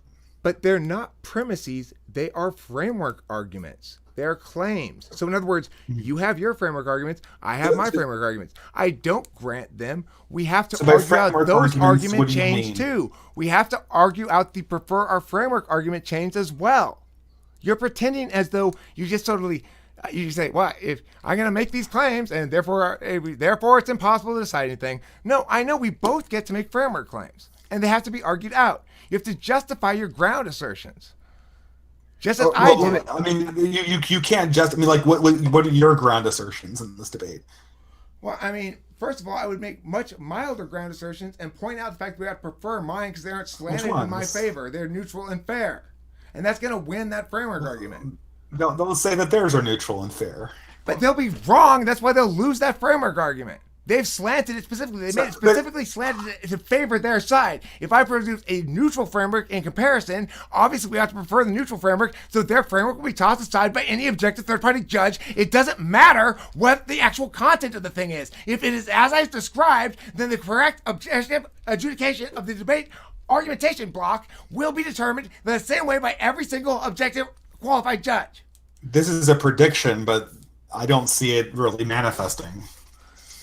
I mean, we do not have consistent results on. I've never seen. Is there a work in philosophy that says that you can what analysis is like you can? You're going to have to knock down the premises, or you're going to have to accept them. There's only two options. Why do you keep listen? Or the framework arguments, if you want to call them that. Okay, right? Well, so they are arguments, though, right? You keep saying they're premises, as though they're things that I have to agree to so you can make arguments. But instead, they're arguments in themselves. They're claims. If they're arguments and they're based on prior premises. They're claims, and you have to justify those claims, just as I have to justify mine. Okay. That's the process of argumentation. It parses itself out correctly. Do you agree that you can get to whatever the three statements I made? Do you agree that you can get from those three statements to China should get Taiwan? Easily. But you can't keep those three statements. So you have to knock down those three premises. You have to knock down those three arguments. Absolutely, absolutely. So what argument are you going to knock down? Okay, you pick one. Tell me the premise again. You said you could knock one of these down. Which one do you want to knock down? I don't remember them, but what are they? I don't know. Give me the words. The Chinese form of government is superior to the West form of government. Taiwan is part of China. Let me start one. Taiwan is part of China, and China has a right to be ruled by the best government as a unified polity. Those are the three premises. Okay. So. And so if you agreed 5 minutes ago that if you grant those three arguments, or whatever you call them, let's sell the basic arguments. Those three basic arguments give China Taiwan. So you have to argue against one of those. If you lose those three argument chains, sure. If you lose, if you can knock down one of those three in the mind of the average Chinese person, You will destroy their No. In the mind of an actual qualified objective debate judge. Because the thing is, that's what I'm trying to get across. What I'm trying to get across is the mechanics of the debate. Destroy. So which one do you want to knock down in this particular debate? Okay, fine. So basically, you're saying China is the best government, or that Taiwan is part of China, and that Taiwan has the right to be part of the best government. Okay. And China deserves a unified government. Those are the three ones. Yes. Okay, I'd say prefer my first response. I have multiple responses. Okay, my first response is China's part of Taiwan. We ought to unite by China giving up its governance and going under Taiwan. So I'd first turn it. If you don't buy that, judge. So basically, China becomes a democracy and we'll give you Taiwan. No, we say we agree that one is part of the other. We'll agree to that, provided you agree that that the one with the more legitimate claim to governance of the two would therefore be the one that gets the unification governance title, and that's Taiwan. Sure, I can win that. They'll agree to they'll agree to that premise. But I can win the argument that Taiwan is more or less that argument. Next response. So now, I'm not done. I'm not done responding. Your government is inferior to these. I'm not done responding. I'm not done responding. Go ahead. Now, ground arguments to help us limit the meaning of so broad a term as to evaluate what best means. Number two, even if they were specific, that specific definition would necessarily define that they would be unable to define it thusly and would be unable to define it in not thusly, because they're obviously have an interest here. They have a horse in this race. And third, they're not the best because by any objective criterion, they fail or fall short of most other countries. In other words, their productivity is actually very low per person. They don't really accomplish anything over there. They build skyscrapers that nobody lives in because they're just trying to do something so that they can make believe economy. But there's all sorts of reasons why China is not the best. And then take Taiwan under the other two premises. I'm not trying to get them to do that. Remember, they're trying to get me to get out of their way. You have to do that in order to you have to do that in order to deconstruct that leg of the argument. I thought you said you were going to. I don't have to do that. I thought you said you were going to knock down China's government is superior to Taiwan. They have the burden to affirm. I'm saying no, they don't. That, it's a neutral proposition. One's better than the other.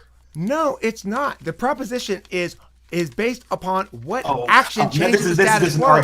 Hold on. Hold on. Listen to me, for Christ's sakes. I'm trying to tell you something that's important.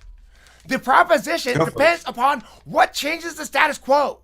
An attack on Taiwan changes the status quo. So that's the affirmative. You're advocating a change in the status quo. It's definitionally necessary so. They have the burden to affirm because they're the ones advocating the action.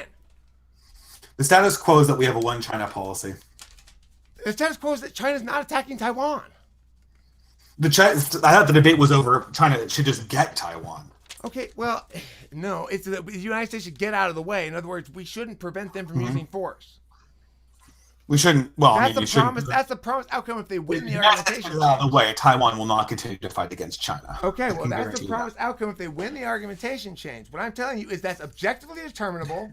That there are real things here that matter. It's not just yeah.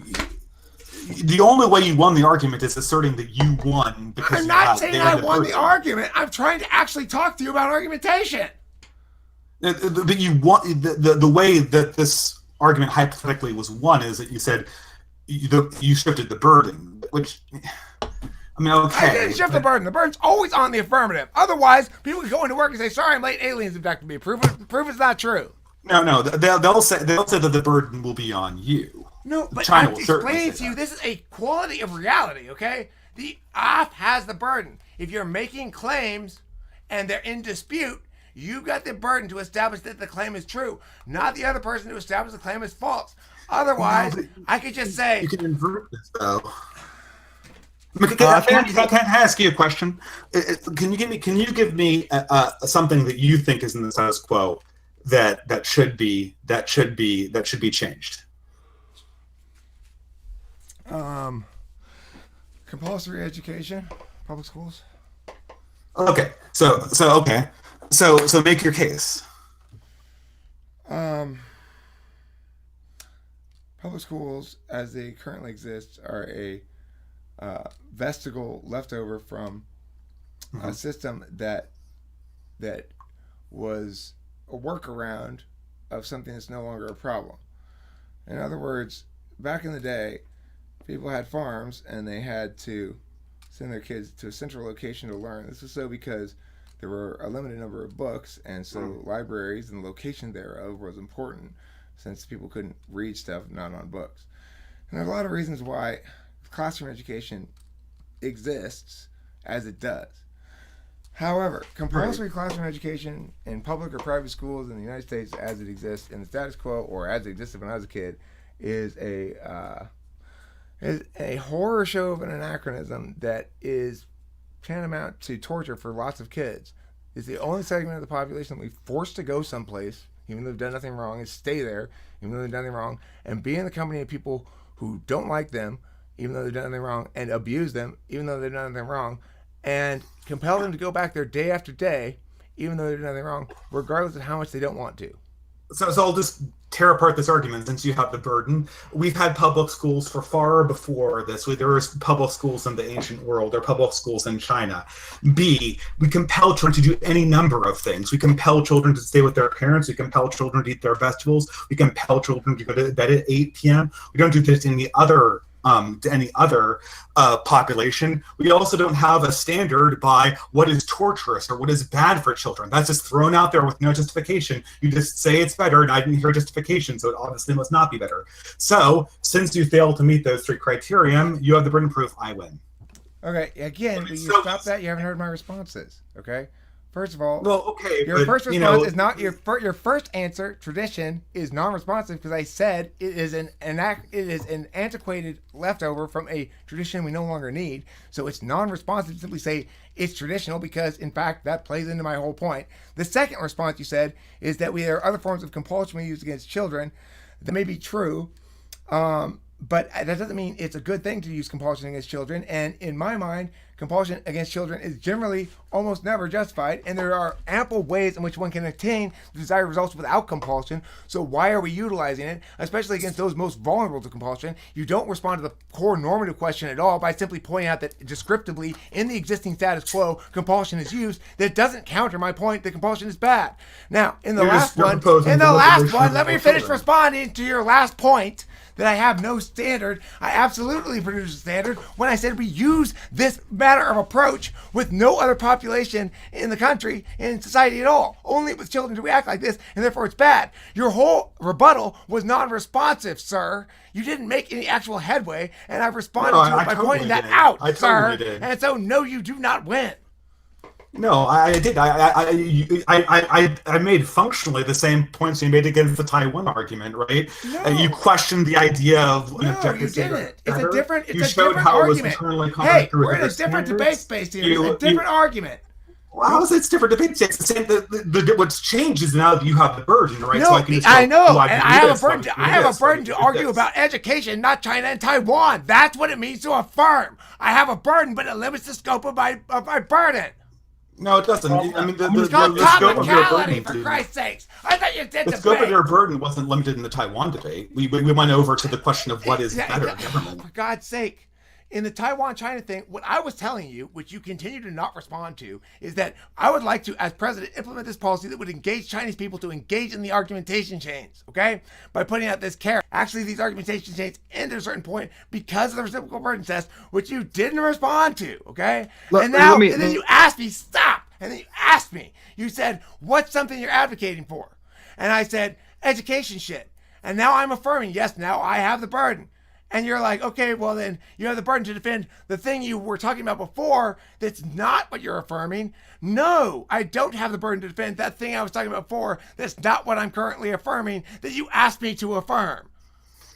But I want to, this is the point, right? So in the China debate, what happened was that you took the basic arguments, right? You questioned them until you got it back to sort of an abstract philosophical argument that's very, very hard to defend, right? And then you question that and go, okay, since you can't justify that, the whole thing falls apart.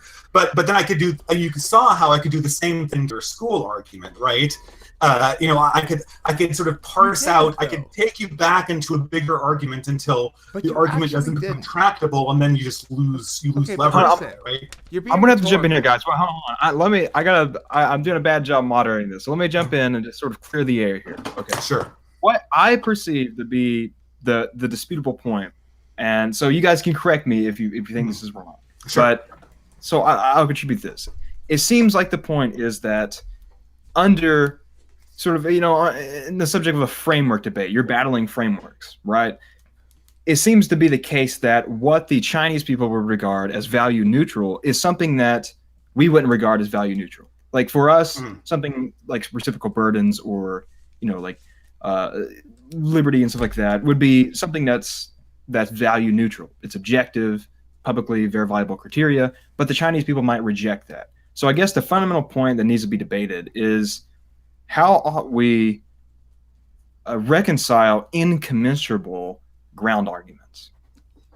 Yeah, that would be. I would totally agree with that, because I think the ground arguments are the ones that the Chinese will dispute, and if we can use basic arguments to get rid of ground arguments, then the negative side will always win. No, there are ground. No, that's not true. That's absolutely not true. The thing is, ground arguments go up against counter ground arguments. The stronger ground arguments typically win. In terms of framework, in terms of judging criteria, is one part of framework. Both sides get to argue how this particular debate round, in whatever format it is, ought to be adjudicated at the end by the judge. The judge should be guided by whoever wins that argument, and so you have to be very careful with that argument. If you make too bold of a claim, you're going to lose that argument for sure. But if you present wouldn't that just lead to regressive arguments on prior positions? Remember, the AF is trying to affirm an action, a change to the status quo. So they have a burden, because if they fail to affirm the change that we ought to take this action and change the status quo, then we negate by default. So that's why the round plays out like it does. So the thing is, I mean, so you can essentially do is you can create a sub-debate in a debate and a sub-debate in the debate, and if the AF loses any of those debates, then they lose the entire thing. No, it's not. It doesn't work like that. It works like there are levels of framework, and the degree to which you're trying to make claim ground with your framework. In other words, the more ground you're trying to claim with your framework, the steeper the rhetorical slope of winning that claim. And inversely, the less ground you're trying to claim with your framework, the easier the rhetorical slope. Now, you still have to meet the burden of that rhetorical slope. Each argumentation chain contains within it its own little burden to substantiate itself with some sort of warrant, right? And then but here's the thing. At some point, you're going to get to a point where you have to define what the good is, right? What is the fundamental value? That's the big point. Argument check. And does everybody have to answer that? Only the AF side have to answer that. Both sides have opposite results under his own framework, or whatever the arguments are. The point is, those chains will be argued out each independently. And so it's everything you're objecting to is saying, yeah, but there are these kind of argument chains. Yeah, but there are these kind of argument chains. Yeah, but they won't agree to this kind of. They don't have to agree to anything. All those argument chains get to be argued out. That's what makes debate, discourse in general. But eventually, you're going to come down to the fundamental value question. Like, you think your government is the best. Information is defined as what it is, namely, ought China do this? Ought the United actually really it should be framed as ought the United States get out of their way? What? All ought questions. And the point is not just whether or not it argues back to base values, but rather the mechanics. That's why I keep getting back to what I'm saying. We shouldn't be focused so much on the specific values or the specific contentions or whatever. We should be focused on what's happening on the flow here. So, that guy made this argument, but he also made this argument over here. He just double bound himself. He's got a problem.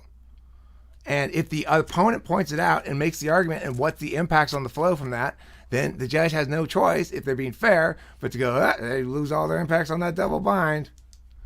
Who judges the debate between the Americans and the Chinese? Well, I'm going to judge it.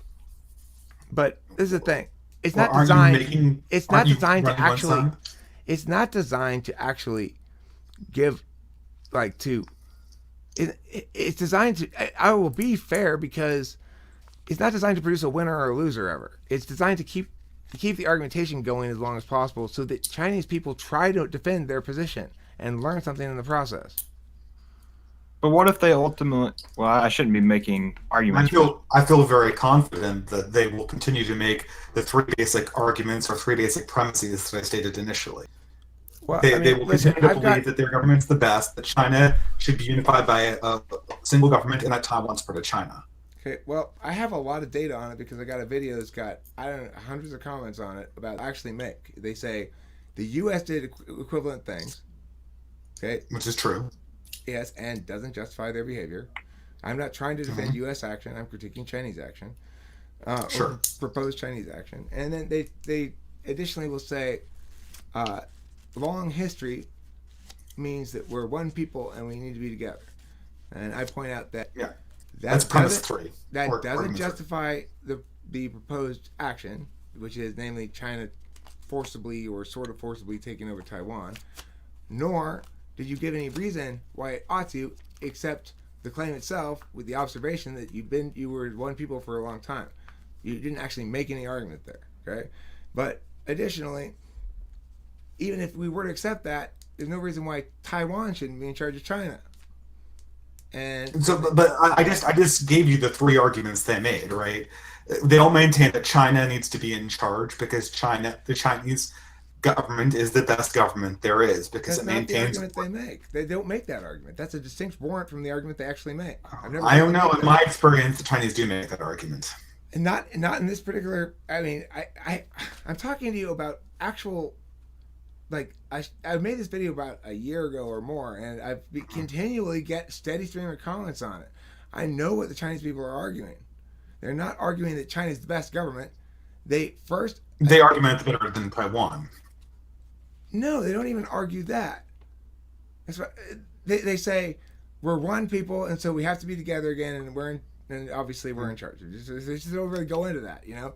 And I mean, Taiwan's government's extended China will be in charge. But mostly what they want to do is critique the U.S. That's mostly what they want to do is say, yeah, but the U.S. does this, yeah, but the U.S. does that. I keep saying over and over to them, I am not defending U.S. action. You just keep ignoring me. You keep not responding to what I'm saying. And this is why I come up with but if I guess to me their position seems solid enough to be pretty much unperturbable in the context. I mean, those three basic arguments I made. I mean, if you can convince all of Chinese people that the Taiwanese form of government is superior, I'm not then they can unify with Taiwan under a semi-democracy. You keep not responding to what I'm saying. I'm not trying to convince them. I'm trying to get them to try to convince me. Okay, let me jump in here. Okay, I'm going to pull something from the live stream chat. The Blackjack and Mauritian Struggle. We're talking about. Say it again. Mauritian. They're saying that the battle of ideas is more about action than the ideas themselves. You can't argue your way to a better social or foreign policy position. I would say the same for a lot of economic policies too. So my question here is, what happens if the Chinese lose the debate and yet they continue with a course of action that is contrary to what the resolution seemed to suggest? Mm-hmm. I mean, that's a tricky policy question right there. I don't know what I would do if I were president and China actually started moving militarily in on Taiwan. I would have to think very hard. I'd have to analyze the specifics of the situation. They haven't moved like that yet. They're trying to sort of slow boil it, the whole thing. And I would. I mean, it's a tricky situation. I would rely on diplomacy, and a clear position of being on the side of an independent democratic Taiwan. I've been to both places, and Taiwan's way better.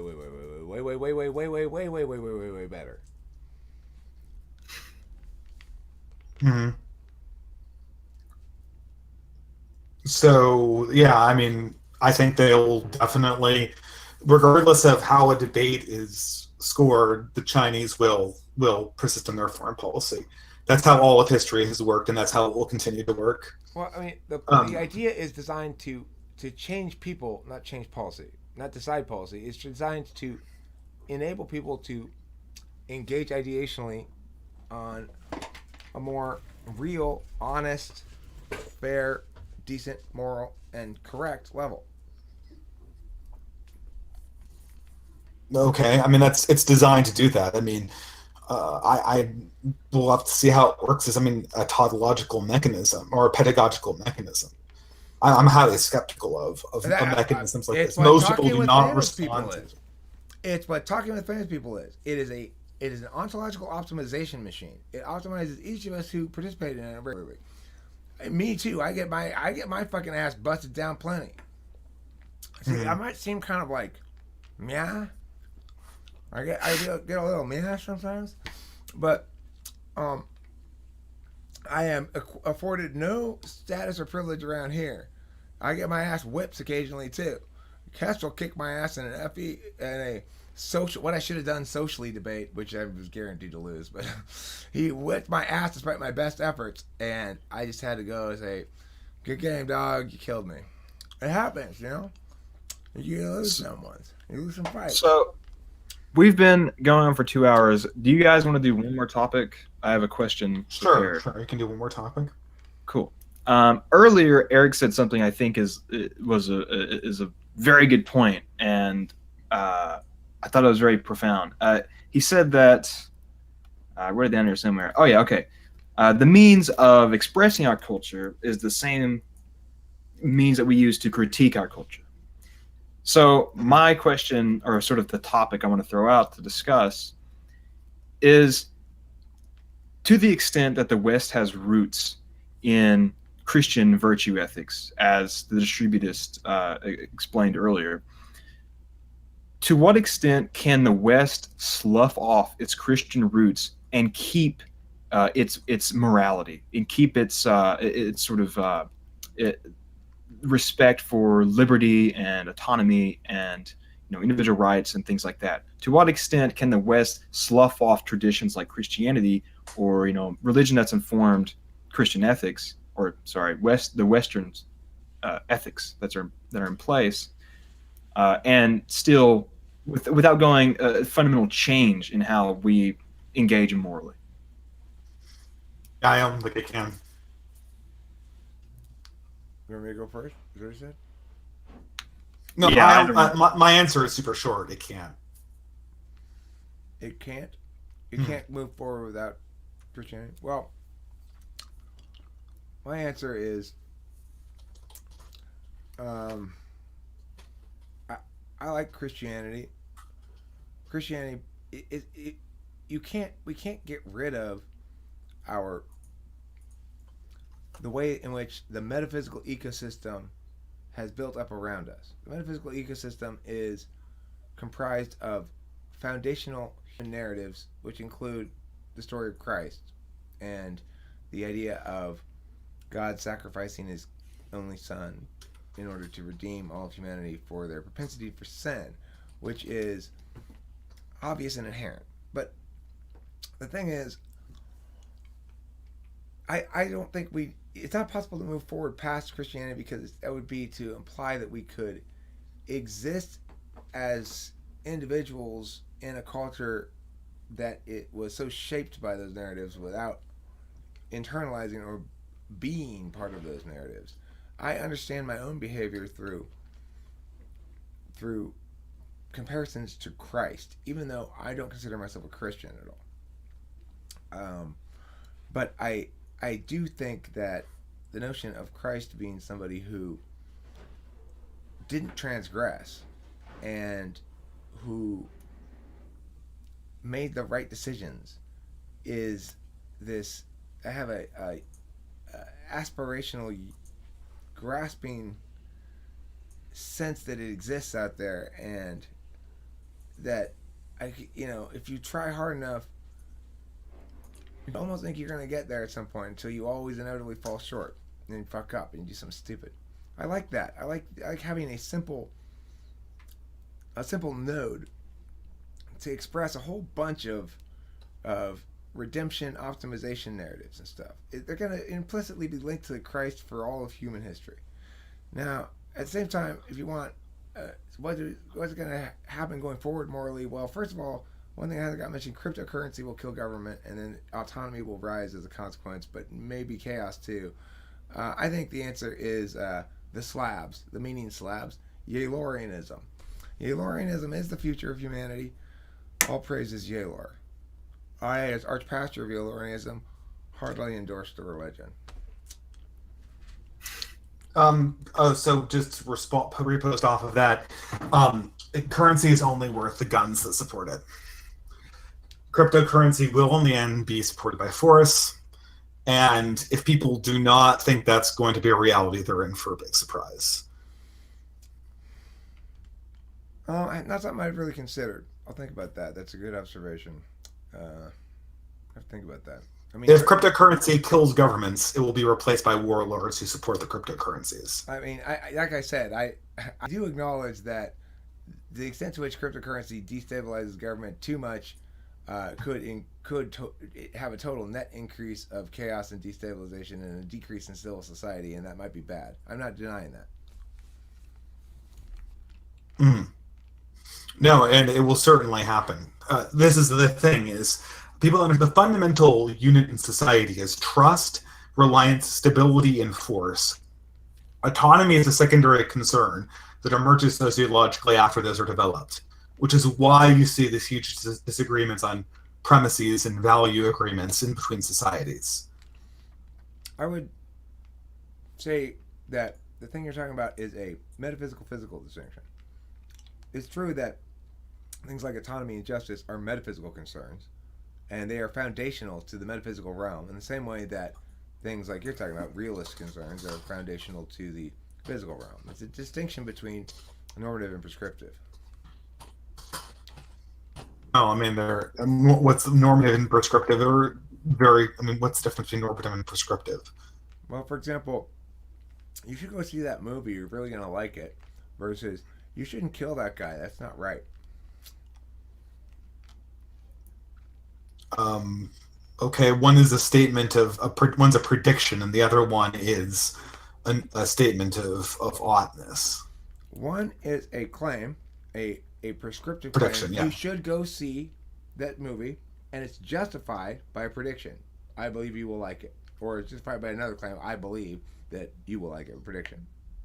All right, so that's what the first one is. So, the second one. So the prescription is that normative claim that's justified by a prediction, and then a standard normative claim is no. A prescriptive claim says it's in your interest in a way that is not either morally neutral, in other words, neither morally impermissible nor morally obligatory, or it is in a way that is that doesn't consider the moral factors in the calculus. I don't know. I feel like we've just introduced morality into a syntactic definition.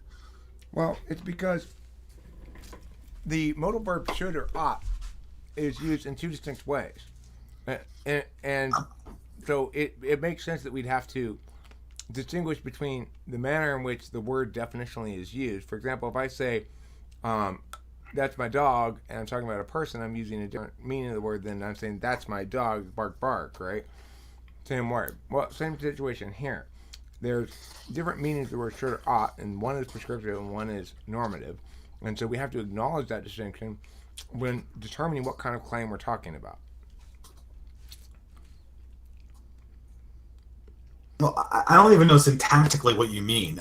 I assume that syntactically the difference is that one contains a prediction and references only another person's self-interest, and the other one does not. Is that syntactically the difference? It doesn't have to be a prediction. It could be something that says, you should go see that movie. It will. I mean, it could be a prediction that is certain. For example, that says, if you go see that movie, you won't be home when the murdering mob comes through the neighborhood. Now, let's say you're wrong about murdering not mob coming through the neighborhood. It's still true that you weren't there to be murdered. So, the prediction says if you aren't here later, you won't be murdered here. is true regardless of whether any murdering occurs there. So, in that sense, the justification is not a prediction; it's a definitional necessity. And nevertheless, they would say it's in your best interest to not be murdered. You could also argue you have a moral obligation to not be murdered, but really, that'd be a hard argument to make because the obligation is on the murderers not to murder. It's a normative statement that involves a prediction and a reference to another person's own interest. That's what you mean by prescription, not right? necessarily a prediction, as I just demonstrated, right? Not necessarily a prediction. Hi, Kimberly. Well, since he's answering a phone call, that'd be a good time to. Maybe we should just pack it in. Yeah, because this is gonna. I feel like this could turn into a pretty. I think I can construct the form of an argument that to me seems, it seems that I'm sure Eric would say, somewhere on defining the good, in the fourth argument down, we'll learn that the Chinese government isn't the best, the best at procuring human good, and therefore is not the legitimate government of China, and therefore, the government of China cannot absorb Taiwan. But that's the question, right? That's the You're only that's talking the about thing, one side of the right? chain. No, but I'm just saying that the difference in our arguments is I think you believe that if we go far enough down this chain, eventually there'll just be this unassailable piece of logic that makes one side win, whereas I think you're just going to encounter a difference in axiom. What is the engine by which I'm saying that thing that you just said? I'm saying, okay, I'm basically saying that you're right. By what engine am I saying that occurs? Pardon me? By what engine am I saying the thing you just said? The thing you just claimed I was saying. I'm saying that if we argue out the chains properly, that the right argument will win. By what engine am I saying that outcome occurs? I think you think that. Well, I mean, you want me to speculate on what I think you believe? I've told you multiple times. You think that logic is. You think that we start with the fundamental axioms are the same in logic system that carry through. From my understanding. What I said. Okay, then why don't you just tell me what you said? The reciprocal burdens test. Unfortunately, whenever one argues, one appeals to it and uses it oneself, whether one wants to or not. And therefore, one cannot help but have it applied to them in return and sit there and go, there's nothing I can do about it because I just did that myself. That is an unassailable fact about debate. I'm not arguing as a philosopher anymore, but just as an engineer. How hasn't this worked in the past? If this reciprocal burdens test is the key to demolishing all intercultural disagreement, why hasn't somebody in the 19th century just used it to, bring the world to heel? I never made that claim. I said that if we can manage to produce a discursive environment in which people are habituated and accustomed to having to justify things that pass their reciprocal burdens test before expecting that their advocacy will ever be accepted by anybody, then we have an environment that eliminates all sorts of bad arguments right off the bat. Not all bad arguments, but it makes a lot of classes of bad arguments you can sort of parse out where they're going to lose, right? The thing is, the discursive environment is what matters, not the arguments being made. If the rules are applied fairly to all argumentation chains, things that I think are important will probably win the argumentation chains. If I'm wrong, they won't, and then I'll just have to deal with that reality. I'm not saying I'm right about all the argumentation chains. I'm saying I'm right about the purifying effect of argumentation. I believe the argumentation tends towards getting at better. I think argumentation helps people who are strongly culturally aligned to come to an agreement. I'm not so sure how effective argumentation is when you come to massively different cultures, right? When you come to people who have fundamentally different religious perspectives or fundamentally different value perspectives. And I think when we engage in a Scenic or Islamic culture, we're really coming to grips with that, right? I don't think that they're all just in the middle of a logical error. I think that there's actually a disagreement over sort of how the world should be structured ultimately. Well, I mean, I agree with you, and I'm not proposing a solution to Islam that includes debate. The solution I have to Islam, to the extent that it needs a solution, Well, If, because of what exactly the wouldn't stuff you your just said. Listen, your argument I know. what did you say called the discursive argument or the First of all, I'm not proposing a solution to China and Taiwan. I was advocating a specific policy plan that is attempting to engage Chinese people in better discourse. That's what I was I'm just trying to advocating for the understand whole why time. it would work in Taiwan and not against Islam. Well, I'm not saying I don't know if it would work or not. What I'm saying about Islam is in its status quo, it's not trying to do certain bad things that I'm choosing to advocate against. It is or trying to prevent, like it's not saying, hey, it's not a country, first of all, right? It's a religion. And so the thing is, my position on Islam is that the individual human beings who comprise Muslim populations in most Muslim countries, but not all, as is practiced by the average Muslim in most of the Muslim world, that those individuals have internalized a manner of valuing things and a manner of argumentation and defensive argumentation that makes them anathema to Western civilization. That we ought But to could that not, also be true for Chinese people? well, no, it's not true. It Why could not? be, but it's not. Well, it could be true. It could be true, but it's not. Because now that's the disagreement. Now we've solidified the disagreement. I believe that is true about China for the most part. And the difference is it could be like there's a difference in degree, right? But the same concept you just pointed out for Islam is true for other civilizations, and China certainly marks the difference in civilization in that regard. Okay, but here's the difference. Okay, I think we're getting to the clarification of our actual differences here. yeah. Here's the difference between Islam and China in this regard. First of all, my primary objection to Islam is the way it treats women. And China, well, it may not have. That's your primary objection? That's my primary objection to Islam, yeah. And my secondary objection to Islam is their opposition to freedom of expression. Now, China may oppose freedom of expression, but what you don't see from China is an opposition of freedom of expression in places other than China. What do you mean? I don't understand. Saying China doesn't object to people expressing anti-Chinese opinions in the United States. China doesn't object to anybody who says anything bad. No, wait, listen. I mean, here's in the 90s. There's a huge campaign against like the people who sent person to bed. Let me give you an example. There was this video called "The Innocence of Muslims" or something like that. I don't remember what it was called. It made a big uproar a few years back, and there were big protests in Tahrir Square all throughout Egypt about how this individual ought to be deported to Egypt and put to death.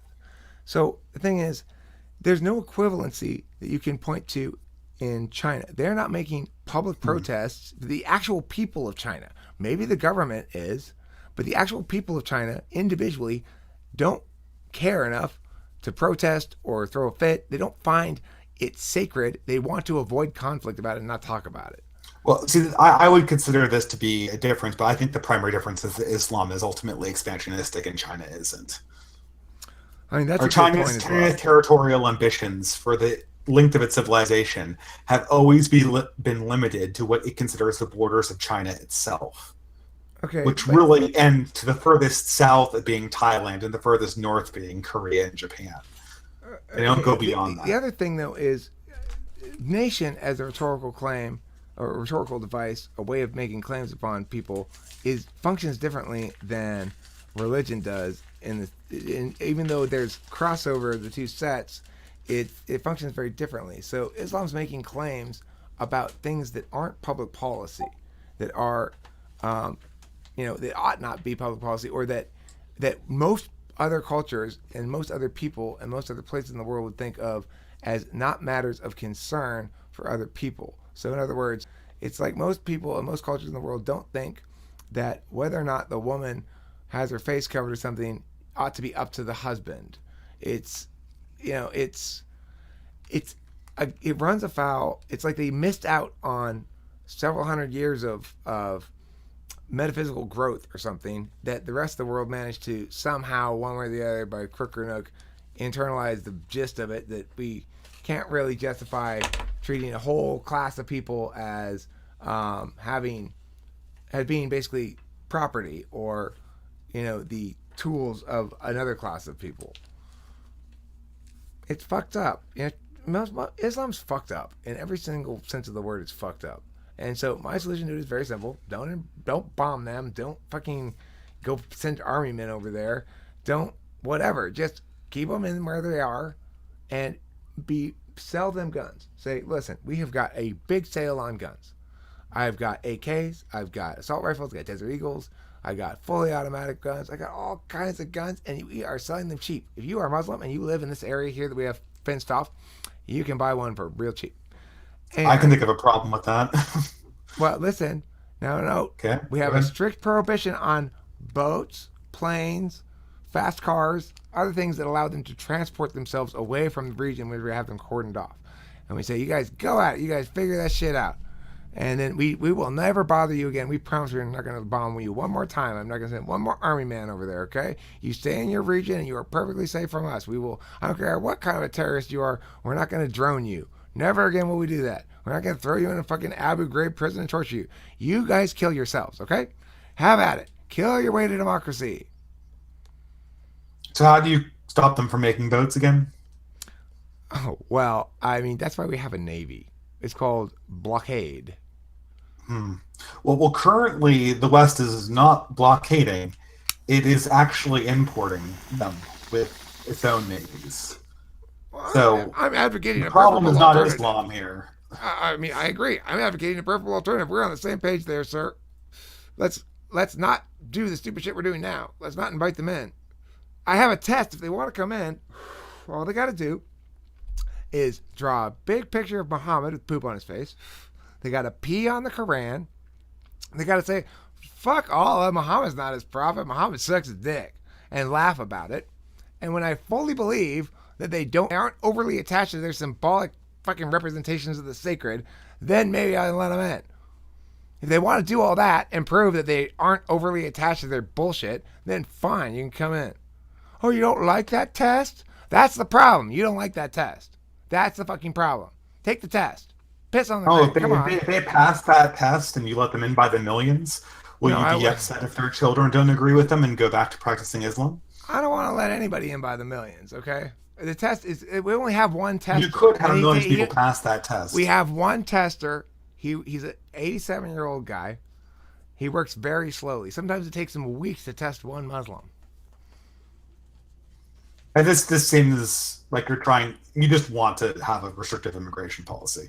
Against Muslims, not against other people in general. I don't want to be super open borders either, because I understand there are a finite amount of resources. But I think you're going to have a problem. I think you're going to have a very similar problem if you invite millions of African animists into Europe as well. Very similar problems. I'm not saying we shouldn't be selective. Okay, we should be selective with immigration, and I don't want people who bring primitive worldviews, basically like pre-Enlightenment worldviews. Whether it's because they're what is on fire? Oh my God! Oh, she was doing that on purpose.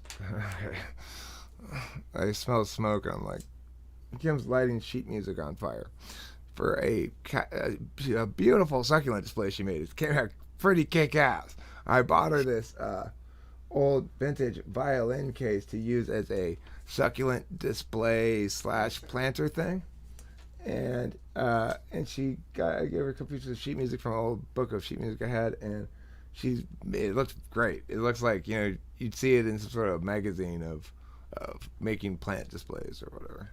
That's the title of the magazine, Making Plant Displays. Do we want to wrap this up, guys? Yeah, I think so. Probably a good idea. Kim's here. All right. Okay, Zach, go ahead. Wrap it up. Do his say his regards, I guess. Oh no, I think if I'm just going to say my regards, I think the difference is that I'm much more cynical about this very controlled, not controlled, but very orderly world that Eric puts forward, where we can kind of create boundaries that will be respected interculturally, so formally. I think that we live in a much more chaotic world, and I think we live in a world that's much more divided by fundamental values. And Islam is not unique. I think there's a lot of different fundamental value disagreements that it's not, Islam is not a black sheep. There are a lot of people who have counter-Western values. I think that at the fundamental point, that's probably what leads to our disagreements. Okay. I want to just say thank you very much for the Distributist for being here. It's been Thank you very fun. much for having me. This is I would say this is by far the best this thing that I've ever had, where some other really... YouTuber comes and talks to me and stuff, and it was shit tons of fun. The time just flew right by. I know I talked too much, as I tend to. I'm sorry about that. No, it was great. I actually have to run now, guys, but thank you so much for having me on, okay? Thanks a lot, man. See you later. All right. Okay, see you later. Bye. So what was that?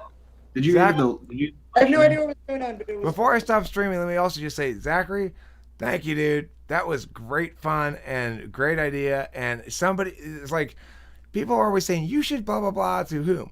What Zachary did is he said, I've contacted this guy. I've set this thing up. Do you want to do it? Now, that's fucking TE right there. That's good fucking TE, right? So, ignore it or not, Zachary, you brought the TE and it delivered a TE hamburger. Thank you for watching Talking Famous People, and don't forget to